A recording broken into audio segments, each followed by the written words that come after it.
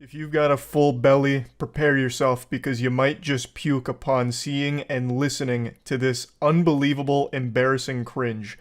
This is the worst flirting, the worst attempt at wooing a potential romantic interest I have ever seen.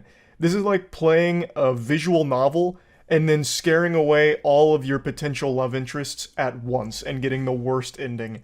Now, I'd like to give a bit of context here to the situation before we really dive into the meatballs from our spaghetti entree of cringe. A user on Twitter posted screenshots as well as videos from a random guy who had reached out to her on Facebook because he had seen her on a dating app. The two didn't even match, and I guess he must have assumed that it was some kind of glitch because they were destined to be lovers. It was fate that was pulling them together, but unfortunately technology had a malfunction, so he took matters into his own hands, tracked her down on Facebook, of which she had no connection to the dating app. She didn't connect any of her socials to the dating app, so he did some super sleuthing to find her on Facebook and reach out to her there to try and win her heart. And let's see how that went. Kelsey! I love that intro right there. It's straight out of Scary Movie, like that old commercial. What's up? He's coming at her like they're best friends from way back in the day. He then executes Order 66 and kills all potential for romance. He goes, okay, shit. Mayhaps that was a tad overly enthusiastic for a stranger danger message on a sunny Friday morning. There is so much quirk to the way that he texts that I'm getting uncomfortable. I can say with a high level of confidence that he is definitely in some kind of theater troupe because he is typing like he's acting out some kind of skit for a play. It's a little much here. My bad. Let's go with, I can explain. Fuck yeah, that works. Then drops a couple of emojis and then one of these bad boys. How she didn't immediately fall in love with this man is beyond me. This is aggressive.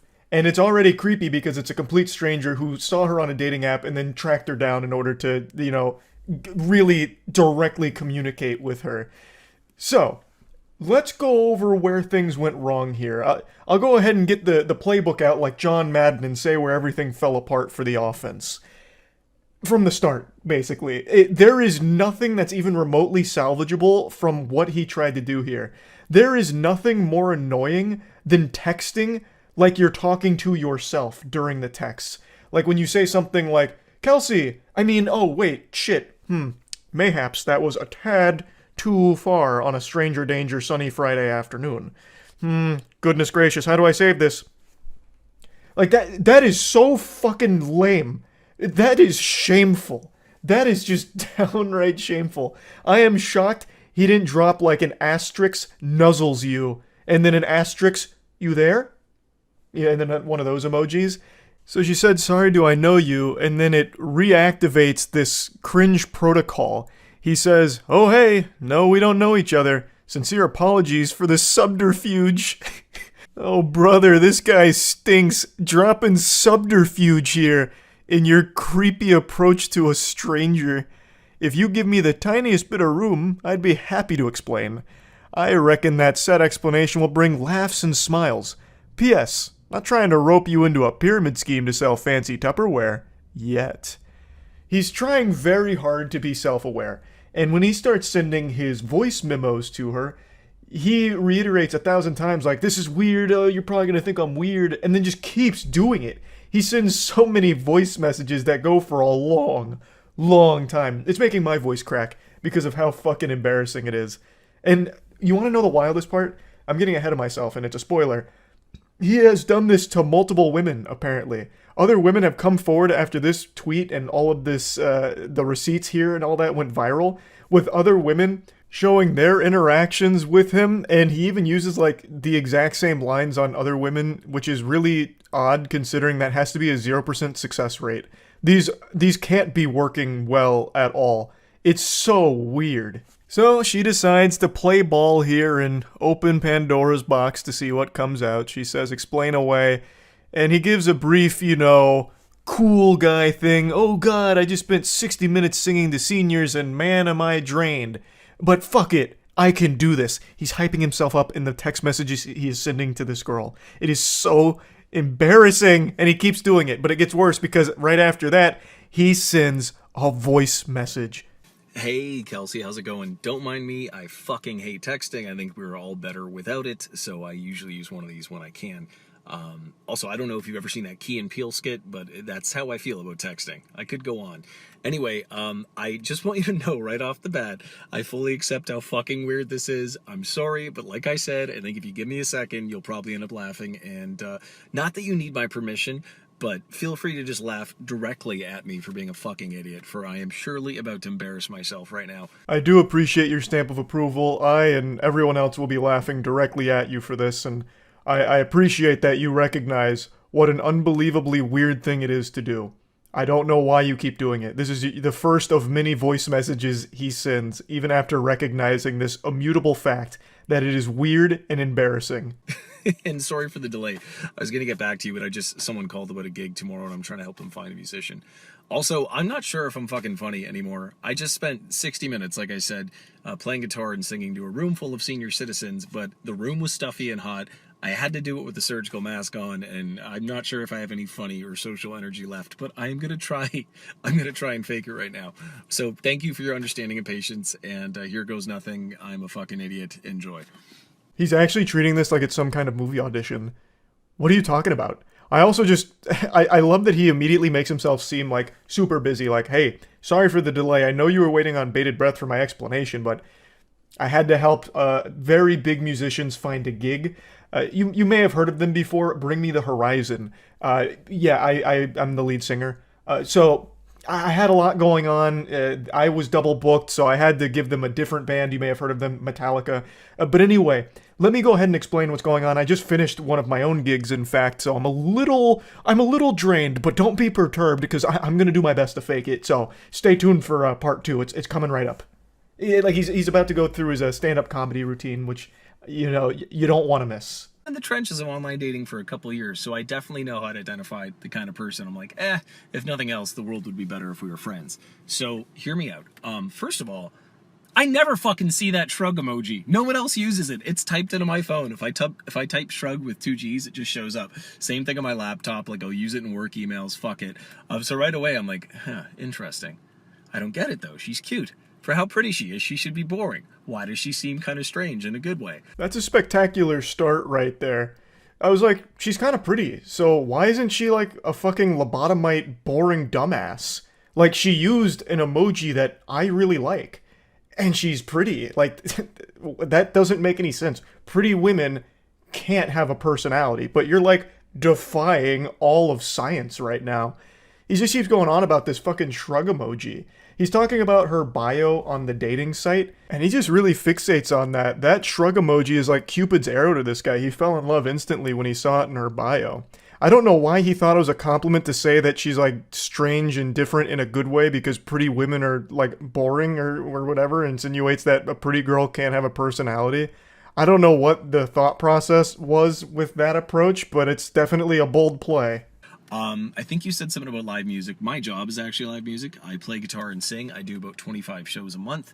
I know it sounds made up. I feel like I invented the job. It's redonkulous, but I live very comfortably. Life is good.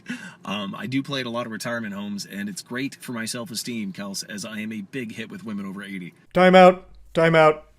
Technical foul here. He just dropped a redonkulous. He just said redonkulous. And then not only that, in his only second voice message here, he's already just calling her Kels. They're not even on like a first name basis. They're not acquaintances. These are two complete strangers, and he's already giving her like a nickname. What the fuck? Oh yeah, and just the night before, I'd been talking to one of my best friends in the world, Roxy.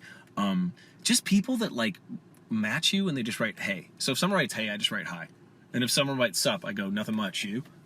And like people that match me and clearly haven't read my fucking bio, folks will match and be like, so what do you do for a living? I'm like, come on, Chelsea. Like, yeah, you're kind of cute, but I'm pretty damn sweet. Try harder. Why are you even talking about this? You're like trauma dumping on this complete stranger right now that you've tracked down from a dating app to try and communicate directly with because you didn't match with her. What the fuck is this? Now he's just going on about like, oh, dating apps are so weird. People just say like, hey. So then I'm like, hi. You don't know how to have a conversation. You didn't read the bio that I painstakingly typed up. I spent a long time on that bio and now I'm offended. Ridiculous. Excuse me, redonkulous.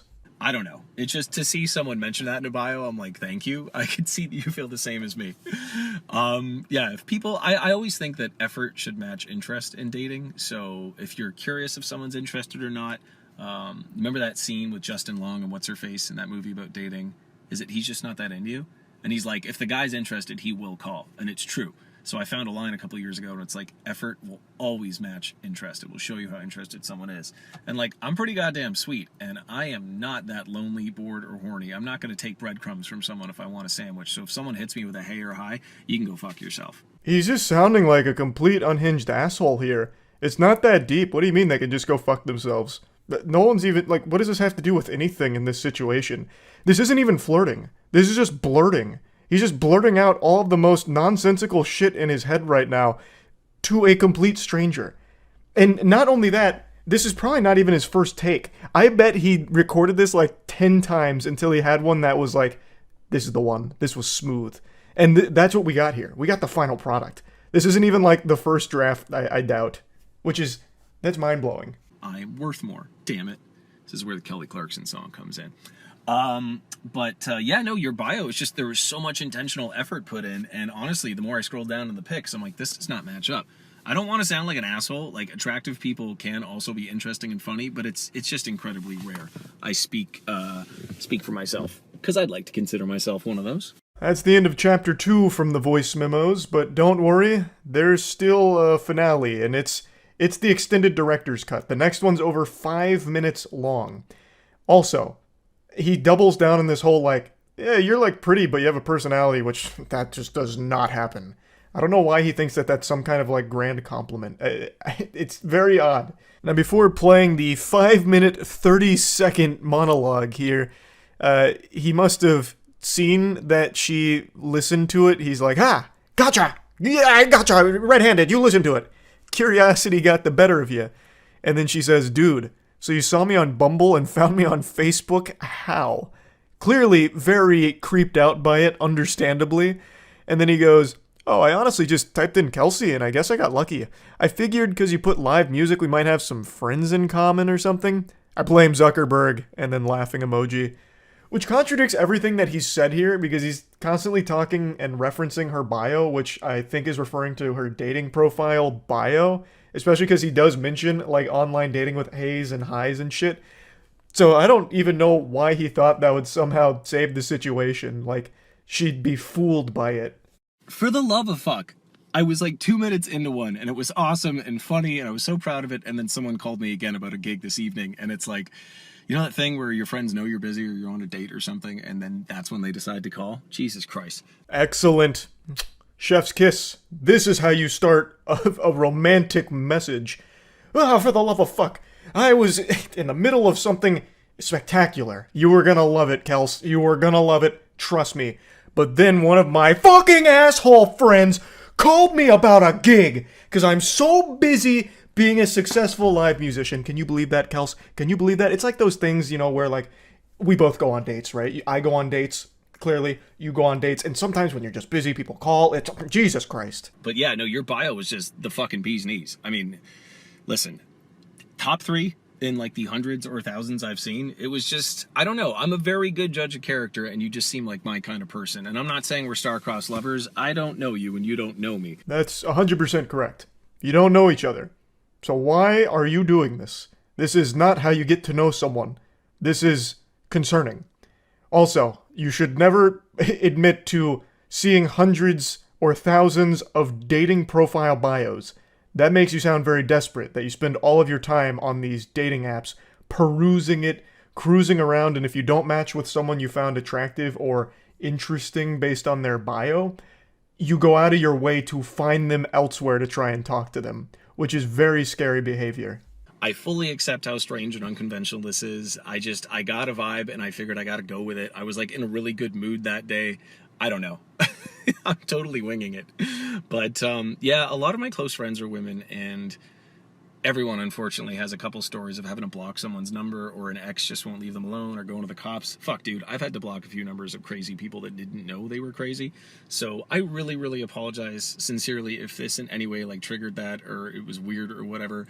Kelsey, that's the furthest thing from my intention. I just wanted to say howdy, and I figured if I talk like an idiot, you'd probably feel like I did after I looked at your bio. It's so close. He's teetering on the edge of self-awareness. Him saying all of this out loud should have led to this eureka moment where he was overcome with immense shame, and he just presses the eject button and deletes the voice memo and doesn't continue this conversation. Like, he's clearly pointing out just how weird all of this is. He's even going into all of his friends are women who, you know, have stories about having to block crazy people who didn't know they were crazy. Like, case in point, what you're doing here, but you keep trying to, like, make it seem like it's not weird, even though you do keep acknowledging how weird it is. So, like, you're fighting, like, a battle against yourself in your own messages. You are calling yourself out in front of the person that you're talking to as well. It's really weird. Oh, okay. It's not fair. You've seen mine, or sorry, I've seen yours and you have not seen mine. If you want, I will screenshot my Bumble bio. I'm quite proud of it. I think it's pretty fucking good. It represents me well. And what else would I want to know if I was you? Gee, I'm like 6 feet tall, pretty damn handsome. I'd give me like a 7. No, like a 7.5 out of 10 looks wise. I mean, to my knowledge, no one has dated me for my abs or my hair. I'm guessing it's because I'm funny and honest and clearly very humble and go to therapy and emotionally intelligent. It's not a job interview, bro. You don't need to be giving your resume here. Brother, just stop. Please, goodness gracious. 7.5, maybe even an 8. I'm feeling really fucking good lately. I got a tan. I'm up to like 80-second side planks. I hate them, but they're totally worth it for the core. And big feet. So you know what that means, baby doll. Big socks. You're scaring me. You are scaring me. Why would you do that? What? From way downtown here, he's throwing up a crazy jump shot. He immediately goes into, I've got big feet. You know what that means, baby girl. Oh my lord, please. Have mercy. Have mercy. Why? Why? What else? I feel like I didn't tell you enough about the bio too. That shrug emoji was just, if nothing else, the fact that like you look like a Disney princess and you use that, I'm like, fuck it, I gotta talk to her. So, oh, I was definitely getting strong Kirsten Bell vibes too, and she's awesome. I don't know if you listen to her husband's podcast, Armchair Expert with Dax Shepard. I know it's quite the reference, but I have a feeling you might know what that is. One of my favorite episodes, actually, is it Lauren Graham that plays Lorelai? She was on there. Anyway, I am all over the fucking place, as is my job. You're also all over the place in this one-sided conversation. Now you're shouting out podcasts, talking about fucking shrug emoji again. It's hurting me listening to this. Let this be a lesson to everyone out there watching this. Just don't do anything even remotely like this. Never engage in a one-sided conversation where you have to be the one filling in blanks in a conversation that doesn't really exist. But I'm sitting here, a middle-aged guy in his car with the AC on and a SpongeBob shirt, and I would call this like the technological version of, you know, when like Noah stops Allie in the Notebook and he's like, I had to talk to you when I see something I want. Yes, I just made a Notebook reference. I don't know. I'm being a total idiot right now. So if nothing else, I figured you'd have a laugh and a smile and you can fucking make fun of me to your friends. I don't know. Now you have a solo podcast for a guy that makes like $6,000 a month on a microphone being an idiot. He was right. This is something that everyone can laugh about and have a big smile on their face, making fun of this whole situation. And then out of nowhere, he drops like his salary from his job, like to flex. He just like slides that in there, which, I mean, it's an interesting strategy yet again. This guy's got a wild book of tricks. I'm sorry, I don't normally bring up money, but I feel like I created my job out of thin air, and like I just submitted my 2022 taxes, and shit's been getting so much better the last few years, so I'm quite proud of it. That wasn't me trying to impress you, though, with money. I've got way more impressive shit than that. It just slipped out. I hope we can still be friends. Anyway, Why leave it in there, then? You saying that clearly made you uncomfortable. You could have just deleted this and just tried again. Though I don't think you should have tried again regardless. This shouldn't have happened to begin with. but you yourself just made you just made yourself puke in your mouth when you said your $6,000 a month out loud like that as like a flex. And you still let it ride. You still let this Beyblade rip. Why? You look like a goddamn Disney princess. The bio completely floored me. I felt like it was written by a friend or something. I just got like strong, like fellow neurodivergent, super cool, gregarious, happy person vibes. And yeah, so listen, I'm an open book. You probably figured that out like 6 overshares ago. If you have any questions for me, please hit me. Don't be shy. If you want, I'll share my bio. I feel like it's unfair that, I've seen yours and you haven't seen mine. I'm quite proud of my bio. This entire situation has been nothing but overshares from you. She's not going to ask you any questions. No sane person would. It's not going to happen. This whole thing was a complete catastrophe. And once again, hung up on this fucking bio thing. They're just bios. Most people write them in 10 seconds. I don't know how long he spent, like, finally crafting his, but that is not the norm. I'm sure she didn't spend days coming up with her bio on here. I don't know how it resonated so strongly with this guy, but I bet after this whole song and dance, the woman here immediately just deleted her whole account, or at the very least removed the bio entirely. Yeah, for the 80th time, I apologize if this was weird, or like gave you any bad vibes. That's not my intention. Yeah, I gotta drive home now because I gotta go sing at a bar in Mississauga, and I have 4 more gigs this weekend, and it hurts to talk. So I'm sitting here in my car like a jackass, and yeah, I hope that all made some kind of sense. And if nothing else, please take the sincere compliment. I've seen hundreds of shitty bios, probably thousands, and yours was easily top 3. The only reason I'm not giving you number 1 is because then it would seem like I'm lying. But I'm a very genuine, honest person, and yeah. Actually, on my way home, I'm going to go to the park and feed the ducks. My favorite swan couple, Mr. Plump and Mrs. Plumfett, they just had babies a couple weeks ago. So, like, I'll run up and they recognize me and the babies are squeaking. The hierarchy of, like, waterfowl cute babies, it goes swan babies, then ducklings, and then goslings. But, yes, I may or may not do that 4 to 7 times a week. I'm a huge animal lover. Dogs are better than cats. Cats suck. Sorry if you have cats, but I'm sure your cat is cool. That was one of the most peculiar lies I've ever heard. You're going to stop at the park on the way home so you can visit your favorite swan couple, Mr. Plumph and Mrs. Plumfett, because they just had babies a couple weeks ago, and they recognize you and get excited and start squeaking when you come by, like you're part of the family, part of the crew, part of the ship. What universe? What the fuck? That's not even something Dr. Seuss would write as like a little goofy side plot in a story. That is the biggest lie I've ever heard, for no reason, for no reason. The quirkiness is overloading. Like the cup runneth over on quirk. Wow. And yeah, take the compliment. Anyway, apologies if this totally like intruded on your day, opposite of my intention. And yeah, your bio was fucking awesome. I mean, there's a couple other assets I noticed too, but I cannot mention them without sounding like a fuckboy, so I'm just going to leave it alone. I'm sure you've worked very hard to be in the shape you're in, but goddamn, lady. God damn, I would not kick you out of bed for eating crackers. So I figured if you are half as funny as you seem to be and half as cool as I got from that bio, I would say howdy. Yeah, all right. Hope this made you laugh and smile, and you have a fantastical day, Kelsey. Cheers. And that's the grand finale of this whole situation, and what a journey it was. I find this to be probably the best example of the worst approach to romance imaginable. And like I said, this was not an isolated incident. He's done this before. He's even used the same lines before. Which is it's so wild. It's so wild. I had to talk about it. I had to. So yeah, that's really about it. So yeah. I know my calm, composed, stoic demeanor may not give you any clues or hints at my internal struggle, but trust me, right now, I'm spiraling. I'm falling down a dark path I swore I'd never walk again. Like a former addict who finds the pipe once again, I have found my long since abandoned drug.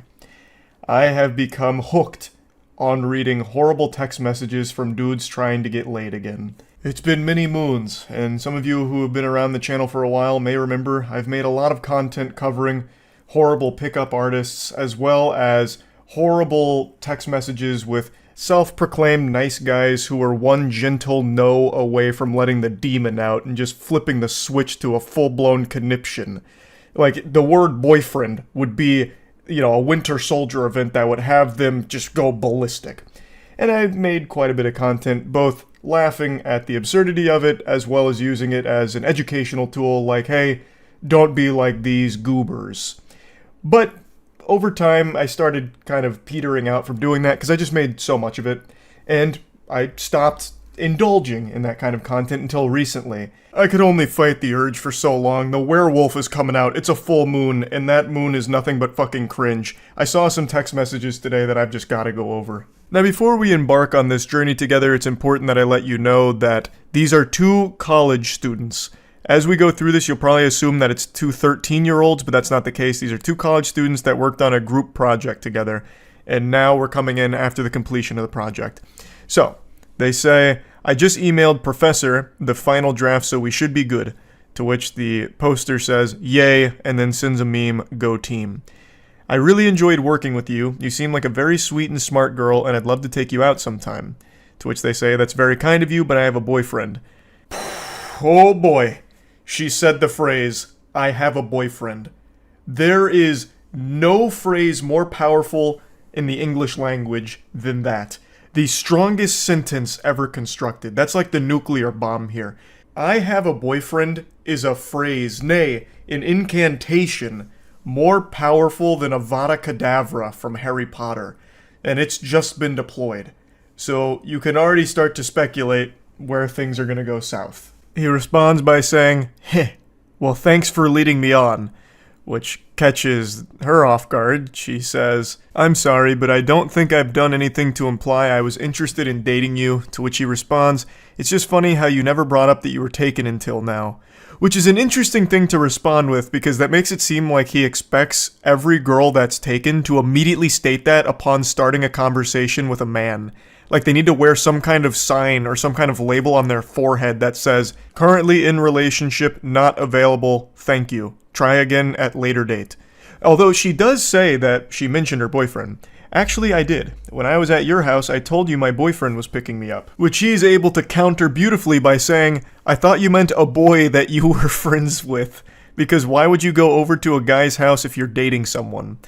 And she says, because you offered to host and we needed somewhere to work on our project together, my boyfriend knew and didn't care because all we were doing was working. I'm sorry if I did anything to give you the wrong idea. And then he says, you let me buy you a pizza. Now, admittedly, I understand where the guy's coming from here. We all know about the law of equivalent exchange thanks to Full Metal Alchemist, and we have something like that in the real world. If you buy a girl a pizza, she is obligated to have sex with you. It's the pussy for pizza transaction. It's as old as time itself. So the fact that he was able to buy her a pizza and he didn't get his winky stinky is shocking. But yeah, anyway, he seems to really put a lot of stock in the importance of that pizza. Like that was going to carry them all the way to marriage. Like this is a moment she'd remember for the rest of her life or something, that pizza that he bought her. But I'd like to backtrack a bit just briefly. Let's go to the previous chapter where he said, I thought you meant a boy you were friends with, because why would your boyfriend be okay with you going to a guy's house to work on a project? And I feel like that's a dogshit perspective that's not unique to just this guy in this situation. I've seen a lot right now where people work under the assumption that if your significant other is doing anything in any capacity with someone of the opposite sex, it means that they're unfaithful to you and they're cheating. But I just don't really subscribe to the belief that most normal, sane people think that way. Of course, there are extenuating circumstances to that, but in this scenario, and in most scenarios like this, where it's just she's working on a group project with a classmate, I don't know why you'd immediately jump to, she must be a whore who's going behind my back to fuck this one goofball in her class and pretending that they're working on a group project. I just don't think that's something most ordinary people jump to immediately, and in this case, the guy views it as weird that she ever even agreed to go to his house to work on this group project if she was in a relationship, but I just don't understand why that would be viewed as weird. Like, where else are they going to do it? Like, if they go to her place and do it, it's the same problem, right? Now, she has invited a guy over to her house and she's in a relationship to work on this group project. Wouldn't that be the same issue? Or if they go somewhere in public and do it, like a fucking Starbucks or whatever, it's still the same issue. Like, oh, now they went to a public place where people go, like, on dates sometimes to do this group project. So you can always make that argument no matter what. So just, I don't know, it just doesn't compute with me. But anyway, back to the pizza. I offered to split when you told me you were ordering a pizza and you said it was your treat. If you'd like, I can Zelle you for half of the cost. Yes, I'd like that. And you ate more of the pizza than I did, so you should pay for like 2/3 of it. Now we're getting into the nitty-gritty math calculations here. Like, well, actually, listen here, Harpy. You ate more of the pie than I did, so you're gonna need to reimburse me more for it. And you know what? It wasn't my treat, because this Halloween there was only tricks. You tricked me. You lied by not telling me that you had a boyfriend. So give me extra cash for that pizza, you disgraceful harlot. She's being as gentle as possible here. I imagine she's scared of this individual, and she said as much in the comments of the post. She said that she didn't want to, like, get too aggressive back, because then she'd be, like, afraid of what he might do. So it's just, like, I understand where she's coming from. You don't want to, poke and all of that. So she's just like, okay, that's fine. And I'm sorry again if you got the wrong idea, but I thought I made it clear that I viewed this as a professional relationship. Well, you didn't. And then he comes back and says, don't leave me on red. So he's getting very aggressive here. He's red in the face. He's steam coming out of the ears. Like, I understand why she wants to, like, tiptoe around this as gracefully and smoothly as possible. And it's something I've said a lot on stream, where in the current climate of things, it feels like everyone's more on edge than ever. Like, I've read so many stories over the last couple of years of people snapping at the smallest things, like even the most minor inconvenience. Like, this is a story I've referenced a lot, but it's one that actually legitimately sticks with me. There was a murder at a Subway where a man shot 2 Subway workers because they went a little heavy on the mayonnaise on his sandwich. Too much mayo was a death sentence for one of the 2 workers that was shot. The other one did survive, but I mean, it's things like that where it's never really worth pushing back. So in a case like this, I understand why she'd want to be really light about it. And I just want to mention that because I saw a lot of comments, like, not really grilling her or anything, but just really kind of wondering why she was being so polite in lieu of all of the aggression from this guy. And I totally understand why she would be. I really do get it. I just wanted to point that out real quick. But anyway, it wraps up by saying, I don't think this conversation is worth furthering, which is fair. And then he responds saying, it's ridiculous you even chose a guy to work with if you have a man. I bet he was upset even if he pretended not to be. Now, she explained this a little further in the comments. She didn't even choose him to be, like, her group project partner. Apparently the way the groups were chosen were people chose topics, and whoever had similar topics worked together. So these two just happen to have the same topics. It's not like she went out of her way to choose this, benevolent angel to work with or anything. But anyway, I understand this was like a very short text exchange. It's only like 3 screenshots here, but I just think there's a whole lot to digest and analyze here. As we as a species have become more and more isolated, all of our socialization and human interaction comes from behind a computer screen now, mostly. Almost all of our interaction with each other is through the internet. So it's leading to a lot of people not knowing how to socialize or not knowing how to pick up on, like, social cues, and I don't even really blame individuals for that. But it's led to situations kind of like this, where this guy really views that her being off the market, having a boyfriend, should mean that she shouldn't do anything at all with another guy, even work on a class project with another man. And also, something as simple as buying a pizza shows some kind of romantic interest between the two of them, some kind of mutual romance. So when it turns out that she wasn't interested and it leads to a rejection, it's something that he doesn't know how to handle appropriately. And overall, it is just pretty sad. Yes, it is like equal parts entertaining with some cringe text messages, of course, but at the core of it, there is a problem where people aren't going out in the real world and making genuine human connections. It's all through computers. So when you are in the real world with real humans, you don't really know how to handle things super well. So something as simple as getting, like, a rejection is a much bigger deal than it used to be. And overall, like I said, it's just kind of sad. I wanted to just talk about these text messages because I got real deep on why. Why would this be the response to something so simple? And of course, the text messages are very silly, like with the whole fucking pizza side quest thing. But anyway, yeah, I just wanted to talk about it a little bit. That's it. See ya. Now, I've seen a lot of people say that I look and sound like a Redditor, which is one of the most insulting things you can ever say about another human being. But what if I force-fed you a hard truth? What if I told you I don't really use Reddit? My narwhal doesn't bacon at midnight. I'll occasionally go on there just to see if there's any breaking news that I might be unaware of, but it's very infrequent. And I never, go into the swamp of a comment section on the platform until today. I don't know what possessed me to do this. It must have been some kind of divine moment that just grabbed me by the shoulders and possessed me, told me that I needed to read some comments today, and I am so thankful I did. I stumbled upon true beauty with an argument that could only ever happen on Reddit, that perfectly encapsulates the quintessential Reddit user. In this moment, I am euphoric, thanks to finding this fucking angry Redditor and everyone who engaged with him on this day. It started in the most unsuspecting location, but then again, that's where all good fairy tales begin, in the place you least expect them. So, it was a clip posted from this podcast. Now, the clip doesn't matter. I'm not going to play the clip. I'm sure you probably already recognize the person here. Her name is Bobby. She runs a podcast where she interviews famous celebrities, and her whole shtick is she makes things awkward, which is a very hit or miss format, so it's led to a lot of debate on why is she so popular. Also, is she an industry plant because she seemingly blew up overnight? She landed an interview with Drake while she was still relatively new and not massive. So it just started raising a lot of red flags, and a lot of people started saying, it must be an industry plant, and then she started getting even more superstar celebrities, like this clip is from an interview she did with Lil Yachty, and it's just been a lot of hoopla around her and her content.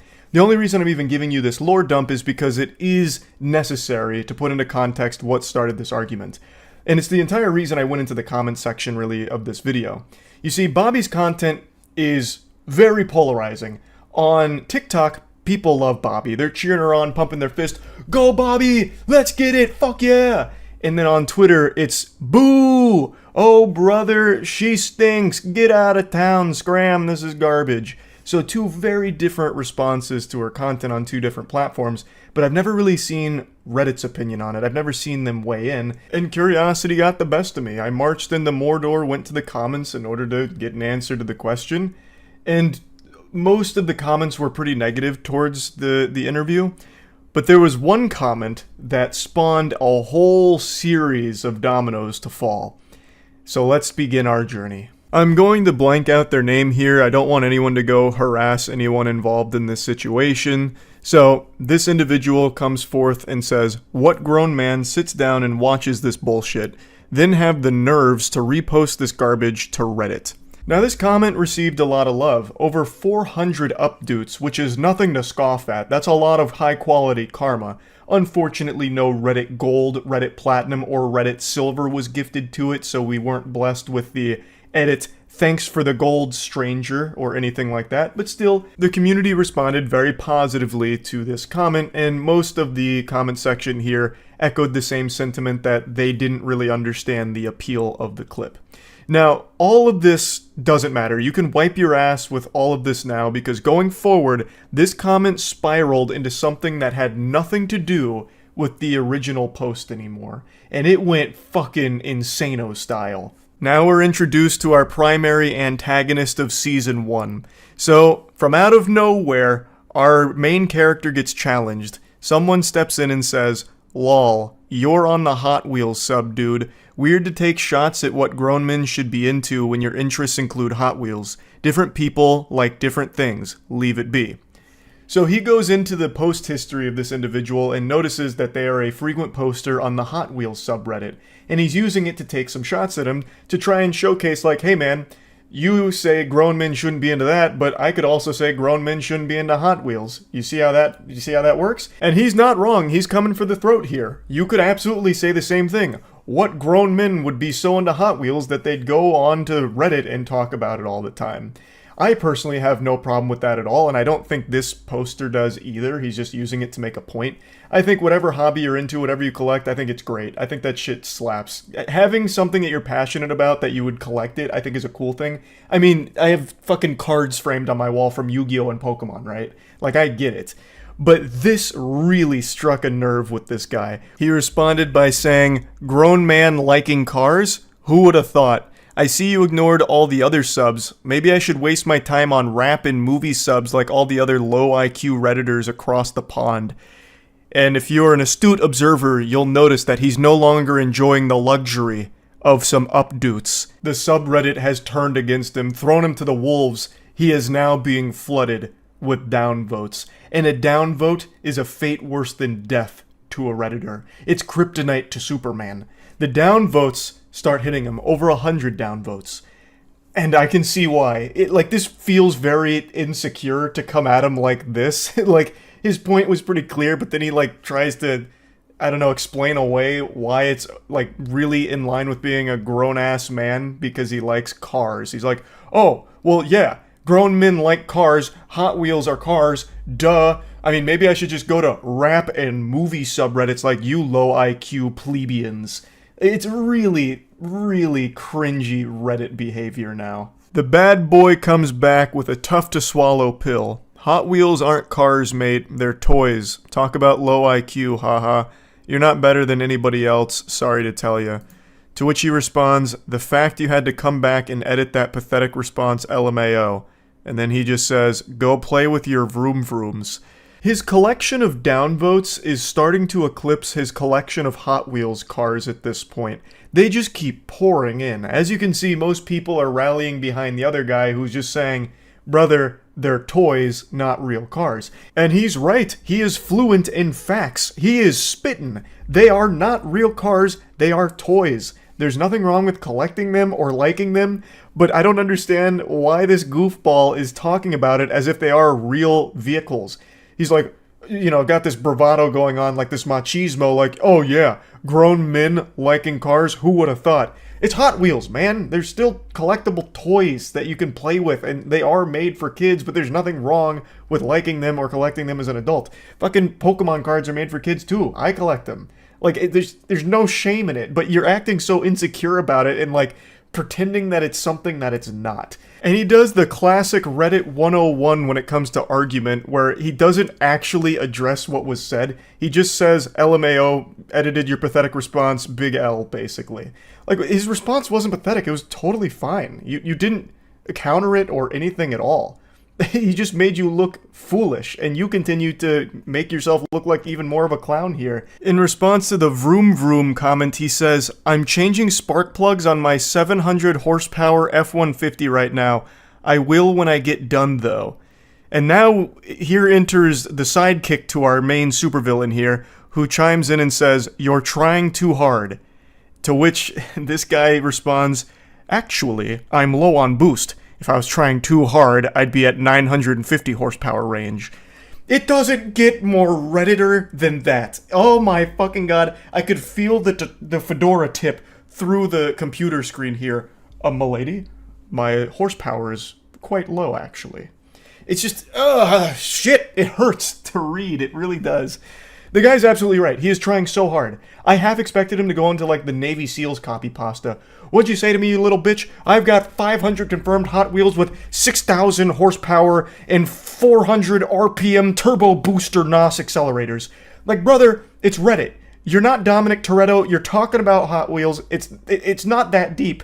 Even if he was being honest and was changing the spark plugs in his F-150, why would you say that? It just makes you look like such a fucking loser to say that during your heated little scuffle online. It's so cringy. If that's what you were actually doing, keep it to yourself. You don't need to try and prove that you're a man to a stranger on Reddit. All hell breaks loose right now, and the cringe is rated E for everyone, because he starts just lashing out at anybody in the thread. So someone else made a comment, and he went through his post history, I believe, and found that he was on the WWE subreddit. So he calls him out saying, WWE isn't real, bro, sorry to tell you. Maybe you should pick up a real hobby like learning about cars. To which they respond, toys. A slam dunk, he's right. It's all fucking about Hot Wheels so far. So then he comes back and says, yes, I'm not delusional like you, Mr. SmackDown vs. Raw. That's not even an insult. The WWE is extraordinarily popular. Hot Wheels Henry is just really scrapping for any morsel, any crumb of an insult that he can, slap together. And it's not working. It's not. He's fighting 16 different battles from all fronts here on this comment thread.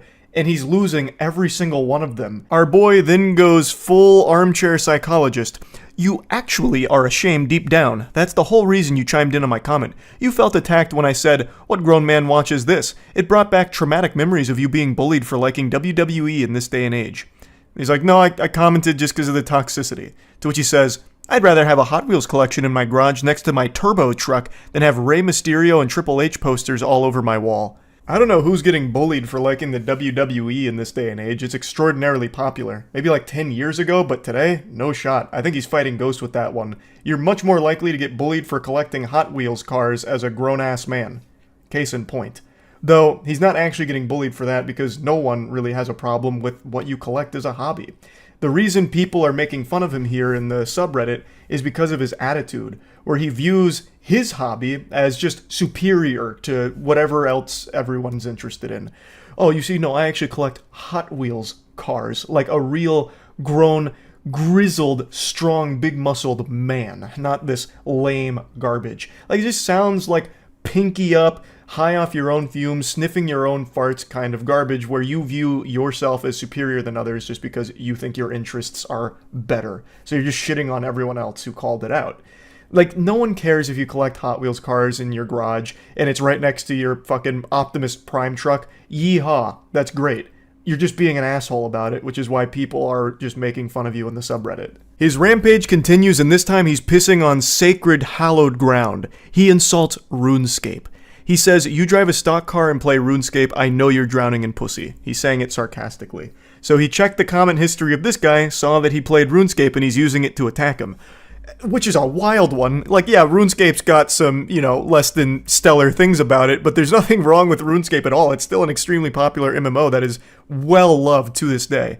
And the guy's like, I don't understand how a dude who plays with toy cars thinks he's above people on movie and rap subreddits and people who play RuneScape. We're all on the same site getting in our respective nerdy communities. What makes toy cars better than talking about media or playing a game? Which is fair. I mean, that makes a lot of sense. And then he just goes, you don't understand because you can't even turn a wrench on your own car. Of course, a mechanic is going to be into Hot Wheels considering he works around cars all day. Do you need me to further break it down for you to understand?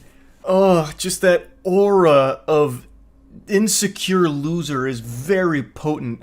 It's like in Bleach when they first meet Kenpachi and his spiritual pressure is so strong that it just glues people to the ground, they can't even stand up. That's what his loser aura is doing to me right now. It's rough. Why do you feel the need to defend your hobby when no one's actually attacking that? They're attacking your behavior, where you think what you do is better than everyone else and can't understand that different people are going to like different things and there's nothing wrong with that. That's the only thing people are picking apart. That's what started this whole thing. You were saying, who watches this garbage? What grown man would do this? And one other guy was like, hey, you're a grown man who plays with Hot Wheels. You understand? Like, different people like different things. It could have been so easy to just meet in the middle, shake hands, and be like, oh, okay, I get it. Yeah, this wasn't for me. Just like Hot Wheels collecting, maybe not for you. But he just refuses to accept that reality. Instead, he's just going, no, you don't understand because you can't turn a wrench in your own car. He just keeps diving in on things other people like. Do you just really call RuneScape a fun multiplayer game? Responding to someone saying that it was a fun game, there's nothing wrong with it. You're not playing COD, dude. You're playing a game that's synonymous with virgin weirdos like yourself.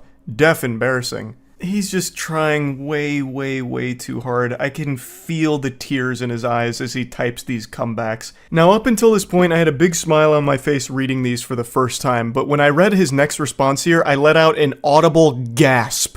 So the guy, once again, is still going in about RuneScape, like, it's just an MMO, whatever, you're being a judgmental prick, and can't handle it when people roast you back. So you start combing through comment histories, massive Redditor mindset. And his response is, I can definitely handle it, LMAO. I just shit on 10 different no-lifes, including you, that wanted to be relevant. There's multiple comments saying who watches this, but of course you want to reply to mine for the free clout and upvotes from the Fem girls. I don't even know what fantasy land this guy's in. He just went into Narnia, and he's not coming back, I guess. We've lost him for good in delusion. Farming the free clout from a Reddit comment section? What clout? And where did the Fem girls come from? And I don't understand.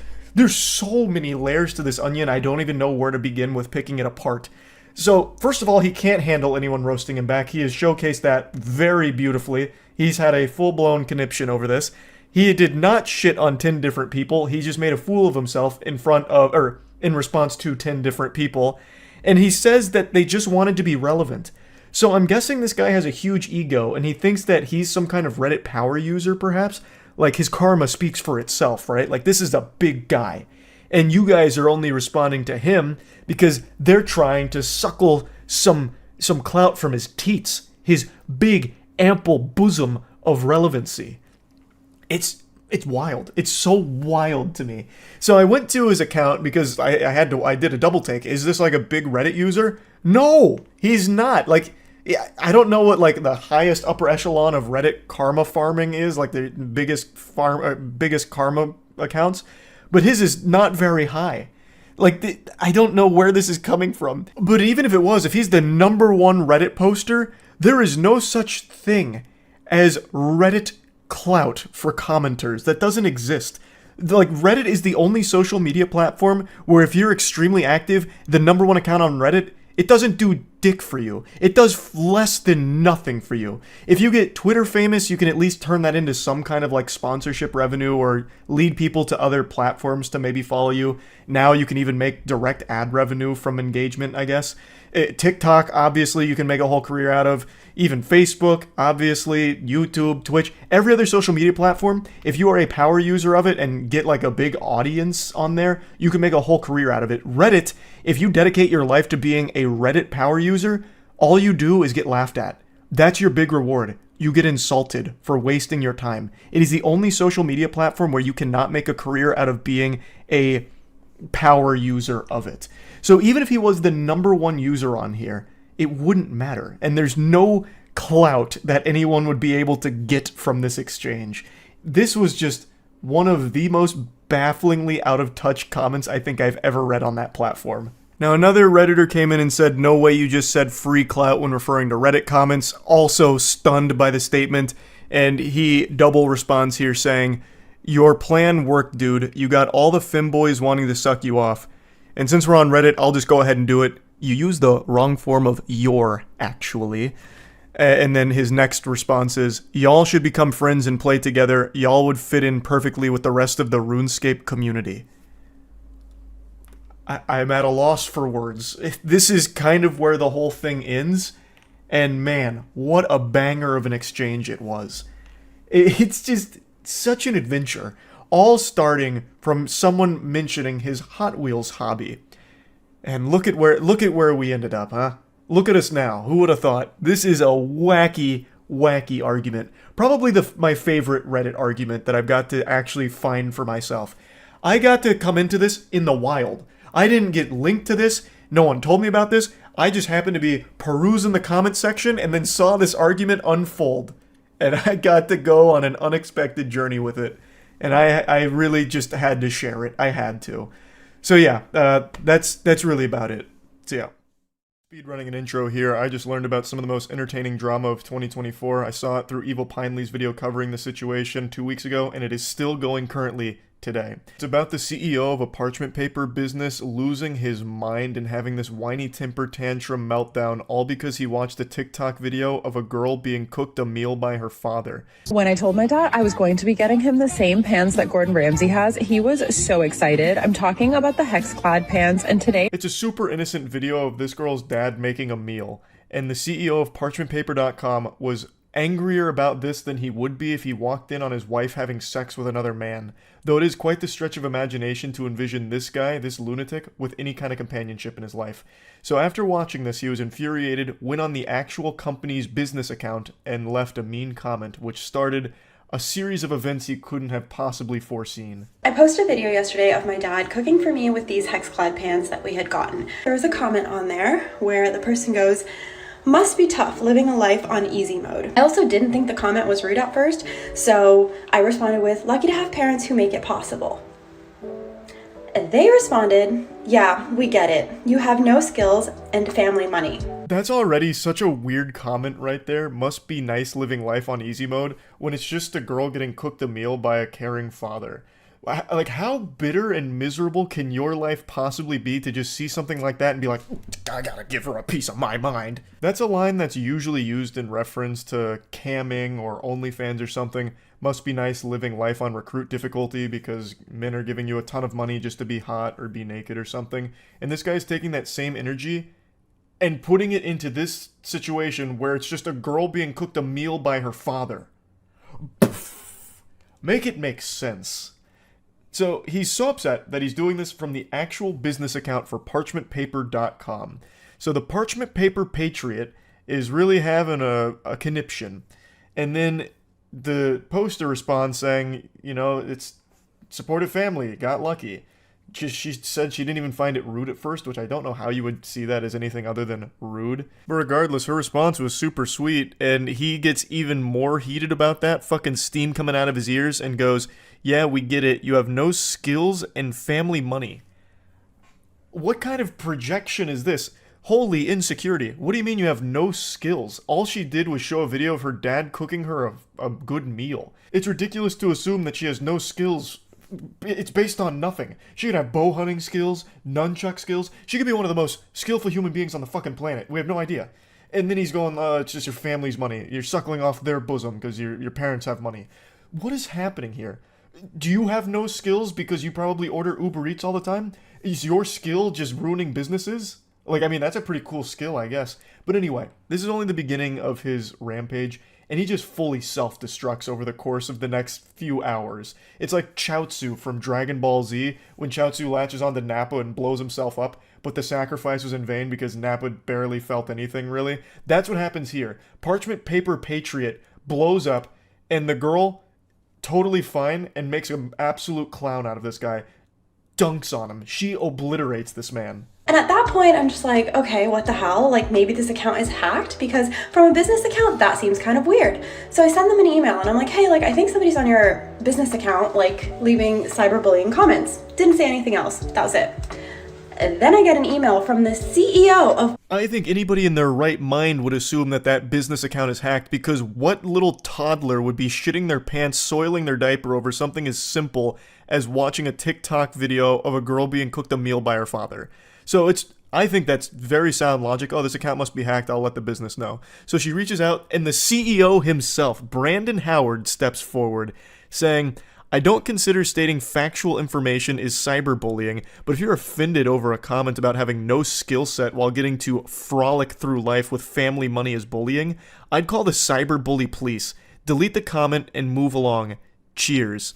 Brandon, I think the department we need on this case is the cringe police, because Jiminy Christmas, holy cannoli. Oh, he tried a facts don't care about your feelings moment there. What facts are we talking about? Her having no skill set? You have no idea who she is. You know nothing about her. All you watched was her get cooked a meal. I'm sure your parents cooked you meals at some point, right? Maybe they don't anymore because you're probably insufferable to be around, so they probably cut you off. I imagine that's the case, which is why you're so upset over this moment. I don't see at all how this would be indicative of her just frolicking through life, coasting off of her family's money. That's a unreal leap in logic based on nothing at all. And honestly, she was like a good Samaritan here, looking out for your business, thinking that you might have been hacked because of how awful this behavior is and how terrible of a look it is for your business. And then you double down and make things significantly worse by being this big loser. Also, I love the chutzpah here from Big Baby Brandon to claim that she was offended over his comment, when this sensitive worm was offended first over her being made a meal. This guy needs to call the wambulance because he can't stop crying about this video of a father making a meal for his daughter. Considering my parents literally grew up in mud huts, worked their ass off to get out of India, get us here, and get me into the position that I am and able to have a full-time job and a side career. Then he goes back to the page and goes, cyberbullying is even more funny, and the fact that you emailed us to tell us is actually hilarious. Enjoy frolicking through life and leave the rest up to us adults who create actual economic value without a trust. Yeah, leave the heavy lifting up to the real adults, like Brandon Howard, CEO of parchmentpaper.com. It's comical that the parchment paper guy is trying to act hard here. I don't know what he expected to happen. He just looks so stupid, claiming that she's like a trust fund kid based on nothing. Literally nothing. All just gobbledygook here. All you saw was a video of her getting made a meal by her father. How could you possibly connect all of these weird dots? To me, it seems like the person who's really frolicking through life on easy mode is you, who has unlimited time in the day to respond to random people on TikTok and leave comments that just let everyone know that you're an outrageous asshole. Like, you must not be doing that well business-wise, if that's what it's boiled down to here. They did send me a legal notice. It came from info@parchmentpapers.com, and it says that they are really worried about the safety of their team, and if I don't remove the defamatory posts on TikTok, they will be taking legal action, which I don't believe it's defamatory because it's not defamatory at all. All she did was share his comments, which are public, in that email, his statements, all from his mouth. This stupid douchebag is just doing one of those desperate Hail Mary maneuvers when they have nothing else left and trying their absolute best to save a sinking ship from the holes that they themselves have poked in it. And it doesn't work, and it actually leads to him looking like even more of a clown, because she points out some pretty interesting things about this cease and desist. So yeah, like, I don't believe it's defamatory. I also don't believe you have a legal department because you signed it incorrectly. It says legal department at parchmentpapers.com. You forgot the dot. Did you forget to delete the part where it says, like, your contact information because you're using a template? And also, what's with the cease and desist? I thought it was CEASE. Who's doing your spell check? Good heavens, Brandon Howard did some ayahuasca and tried to send a cease and desist and lost himself somewhere in the sauce. So apparently it was signed incorrectly from legal department at parchmentpapers.com. And then here's some more information on it, I suppose, where he left in your contact information in brackets. So, as she points out, that means he's most likely using a template here. That is actually that shit on a teleprompter where it's like, wait for applause, and you say it out loud, and you're like, ugh, I made a big boo-boo, because I wasn't supposed to read that. He fucking left that in. This absolute buffoon. And the goober doesn't even know what a cease and desist is. He did seize and desist. Holy shit. I think he's the only one that works at this company. Nobody else saw this before the email got sent out. His supposed legal department okayed this. If he does have a legal department, they need to be fired right now. They need to get fired yesterday, because that is a disgrace. That is not a legal document whatsoever. Fucking your contact information in brackets, cease and desist. You couldn't have made that any worse. This legal document he tried to send over is now more worthless than the parchment paper that he's built his life upon. Another day, another email. This time you decided to fix the typos. Congratulations. And you also told me you're fixing the typos. Very interesting thing for your legal department to say. Oh, brother, this guy stinks. She is cooking him harder than the meal that her father cooked her in the first place that started all of this. I love how he proudly calls attention to fixing the typos. Like a student in class, like, excuse me, teacher, I fixed the spelling mistakes in the cursive. Fix the typos just in case you couldn't figure out we're very serious about this issue, as your direct actions to intentionally harm to us. Oh my god, the grammar is diabolical as well. And our company is not being taken lightly. We expect action to be taken within 48 hours. See attached. It's probably a picture of Brandon Howard's butthole here going spread goatsy on her. So, this is clearly, again, written by someone that is lacking a 4th grade education. Brandon, I think your first hire at parchmentpaper.com should be an English tutor for yourself here. This is bad. How you even attempt to run a business is beyond me. I guess they just let anyone into the parchment paper industry these days. But, yeah. So, Brandon again tries to strike back here. And, again, looks super dumb for it. But congrats on fixing the typos, idiot. But your cease and desist at the bottom, I saw that it said rocketlawyer.com. So, of course, I had to call them and ask them, is this a real legal document? And they said no immediately. And they said this looks like a phishing scam and you should probably not respond. Oh, God, even rocketlawyer.com's shooting spitballs at Brandon now. Just saying that, no, it's definitely not real. It's probably a phishing scam. Don't respond to it. Oh, what do you use the parchment paper for, Brandon? Honestly, it's almost poetic that the guy who owns a paper business can't read or write very well. I think that's poetic almost. Anyways, then you decided you're gonna start using my work email, which is public, to sign me up for corn sites, for Scientology, but you forgot that those companies will actually send you the IP where the accounts were made from. And it's funny because it's pinging in California and I'm not in California, so...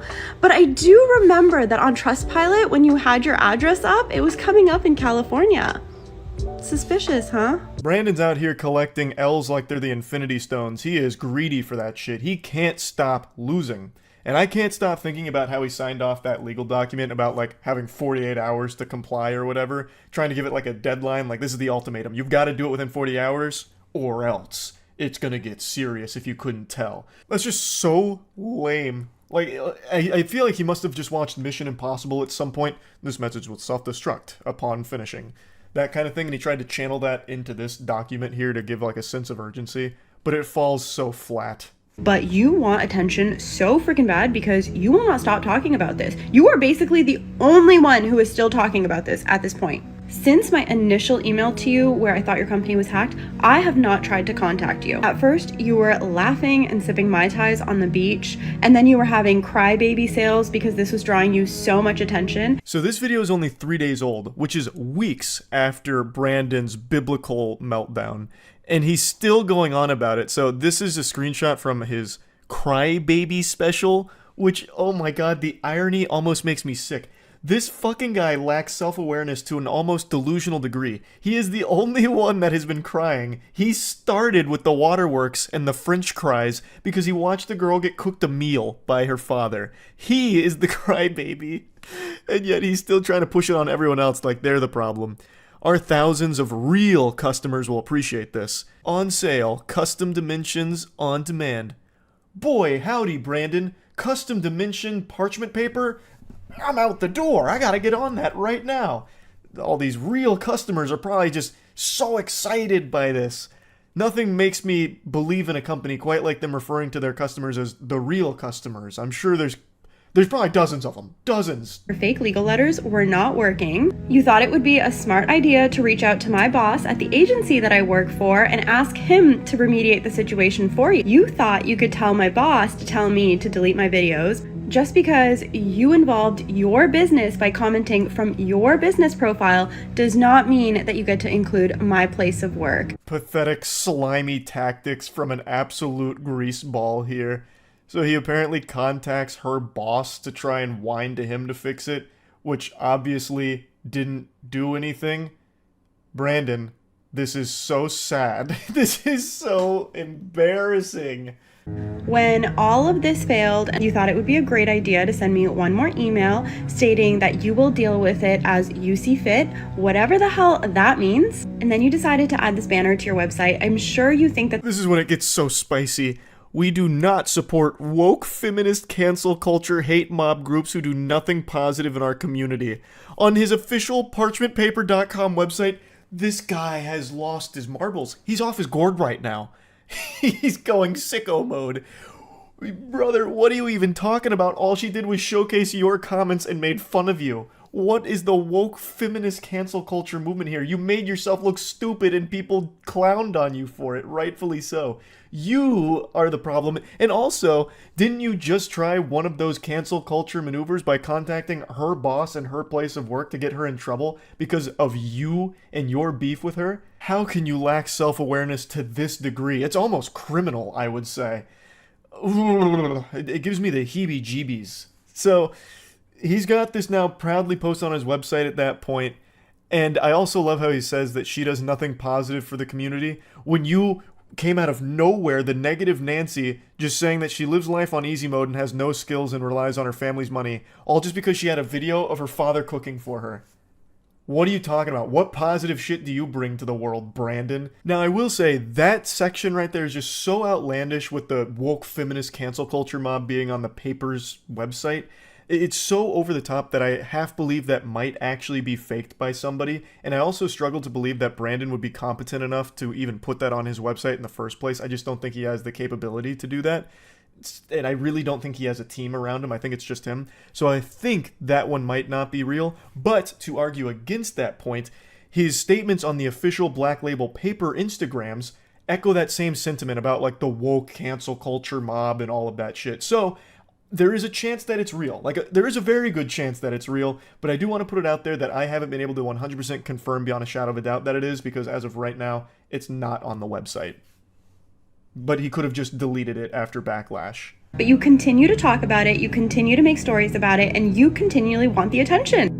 As if all of this was not enough, you decided that you were going to start making all of your stories on your Black Label Paper account involving your other company now for no apparent reason. Take down another company, why don't you? So this is his other business that he's now calling in off the bench for this drama. I cannot imagine why he thought that'd be a good idea, but it's Black Label Paper.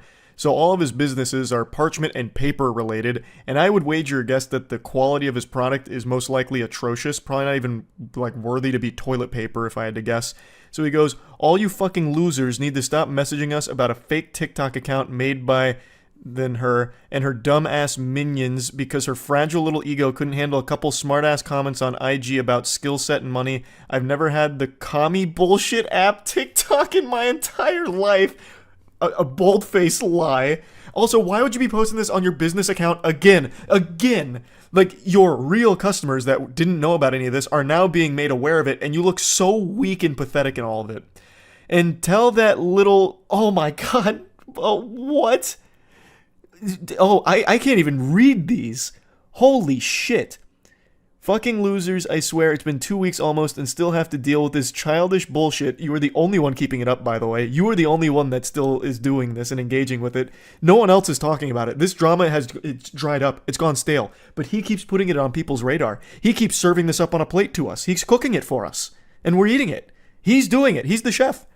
She is too immature to settle this privately, and I'm not going to let some woke hate mob ruin my reputation because they live in some mystical fairyland of make-believe and think because they have 20k followers they're doing something in life. Clown emojis.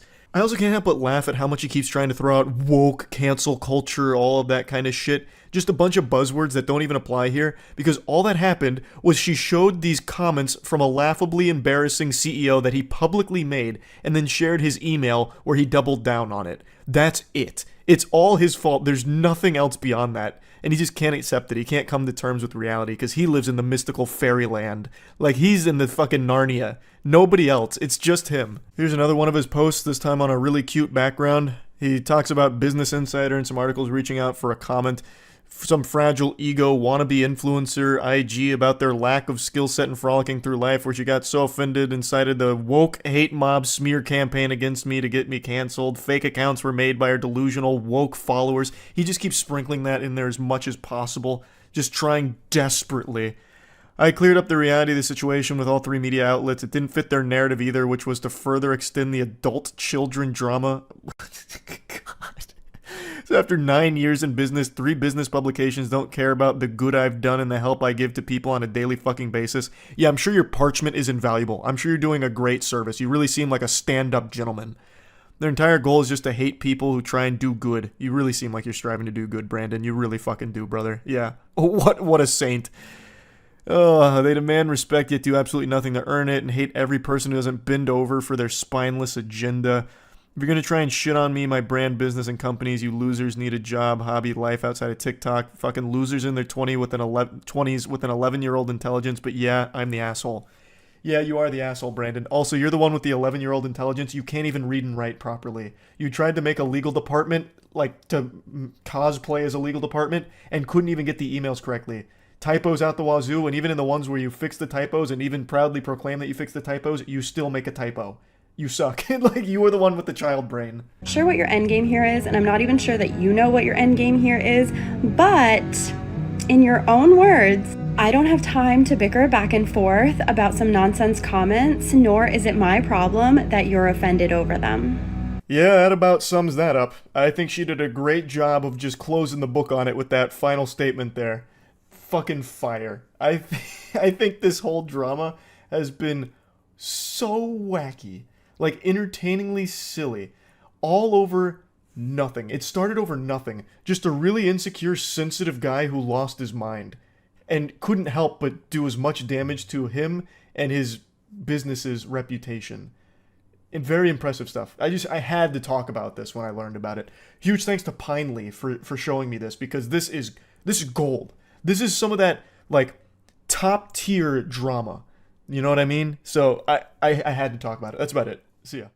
This is the most hostile comment section on YouTube, and I feel like I can say with a high degree of certainty that this is the longest argument ever in a YouTube comment section, lasting an entire year and spanning roughly 500 some replies. Now, with this kind of anger, you would expect the video to be some kind of politically charged video, or maybe somebody said anime should be illegal or that lollies are a crime, something that really puts a hate boner where someone's flaccid cock once was. But what if I told you that the video that all of this is taking place on, the most aggressive comment thread on YouTube, was actually on a Paper Mario song?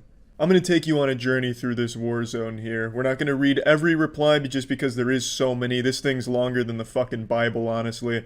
But we're going to go through the big parts, the big moments here in the manga, make sure we get the gist of what's going on, because this may be one of the greatest stories ever told. It's got it all. It's got a little something for everyone. A story of betrayal, violence, love, terrorism, action, drama, mystery, and most of all, Mario. Chapter 1, The Catalyst. This is where it all begins. This is ground zero. Lunar1314 leaves a comment saying, I don't care if I get hate because of this opinion, but this is my favorite Paper Mario final boss song. A bold and brave hot take. Someone didn't tell Lunar that opinions are illegal on the internet. It's not the most controversial thing to say, it's simply a matter of liking a song. But this is the internet, and you can't like something that somebody else doesn't like. A lesson our boy Lunar here is about to learn the hard way. Enter the villain, Aramaru 1837, because you're like 9, haven't even played the other games, I guarantee you. And now, just like the Powerpuff Girls when the hotline rings, our hero rolls in, Dave Matthew. These are our primary characters. Of course, we get introduced to other important side characters throughout the season here. The lore gets very deep, trust me. But this is basically the Batman and the Joker, Dave and Aramaru. Dave sweeps in defense of Lunar. How about we agree that you are a jerk? Everyone can have their own opinion, and that is the internet, so no one cares about your opinion to begin with. Also, instead of throwing insults at me, why don't you try to get me to see things from your perspective? It would be a lot more time efficient and, unlike insults, actually accomplishes something in the long run. Or you can continue to assume that I am a mere child that does not know of the 5 other Paper Mario games, or was it 4? Or has even played them, both opinions being completely wrong. But as I said, it's the internet. We can go in circles all day and night and neither of us would get anywhere. So let's not, okay? Dave trying to get out ahead here and squash the beef, giving a fair warning to Aramaru that you do not want to fuck with Dave, but spoiler alert, Aramaru pokes the sleeping bear. You never gave your side, dumb fuck. All you did was come on here talking about some damn opinions or some shit. Pretty clear you didn't intend to accomplish anything. Also, you haven't played any other game, have you? It's not hard to know how many Paper Mario games there are, kid. 64, Thousand Year Door, Super Paper Mario, this garbage, and Color Splash, which was actually not bad, but was too weird gameplay-wise to be called a Paper Mario game. And it's this comment right here that makes a good boy go bad. You do not question Dave Matthews' understanding of the Paper Mario franchise, and you do not do it on a public forum like this, and be an asshole about it. The opinion haver that started all of this comes back in here, kicks open the doors to the Church of Paper Mario with tears in his eyes like he just watched his parents having a fight, saying, all I said was, this is my favorite final boss song in the Paper Mario series, but it turned into a huge fight and I don't understand that. And then Aramaru hits him with a hard dose of reality. You said you don't care if you get hate, so obviously you do understand, dumb fuck. Unfortunately, Lunar just doesn't understand that his initial comment was like the assassination of Franz Ferdinand, and now he's started a massive war. And in war, Lunar, there's casualties. I know you can say whatever you want, but please, can you please calm down and make a nice comment to people? Like I said, please not say about 1,000 cuss words with this reply, please. It's not hurting you to read a quick fuck. Look, I'm understanding everything you're saying. I'm just here to calm you down. Not everything in the world is solved by anger. Jedi Brooklyn Green comes in here and tries to reason with Sith Lord Aramaru here about how anger's not the key, but it's all for nothing because Aramaru has already been consumed by his anger. Like I said, I am cutting out a couple things here because there is so much of it. It'd be like a 10-hour video if I read the entire chain. Basically, in a nutshell, Dave was saying this is pointless. It's an internet argument. Let's just drop this. And he concludes his monologue with, well, since we both agree that this whole thing is pointless, let us just agree to disagree and be on our way then. Aramaru. Cool. So fuck off. Peace was never an option. Nah, seeing your pointless insults because you can't come up with an actual comeback to my remarks is rather funny to me.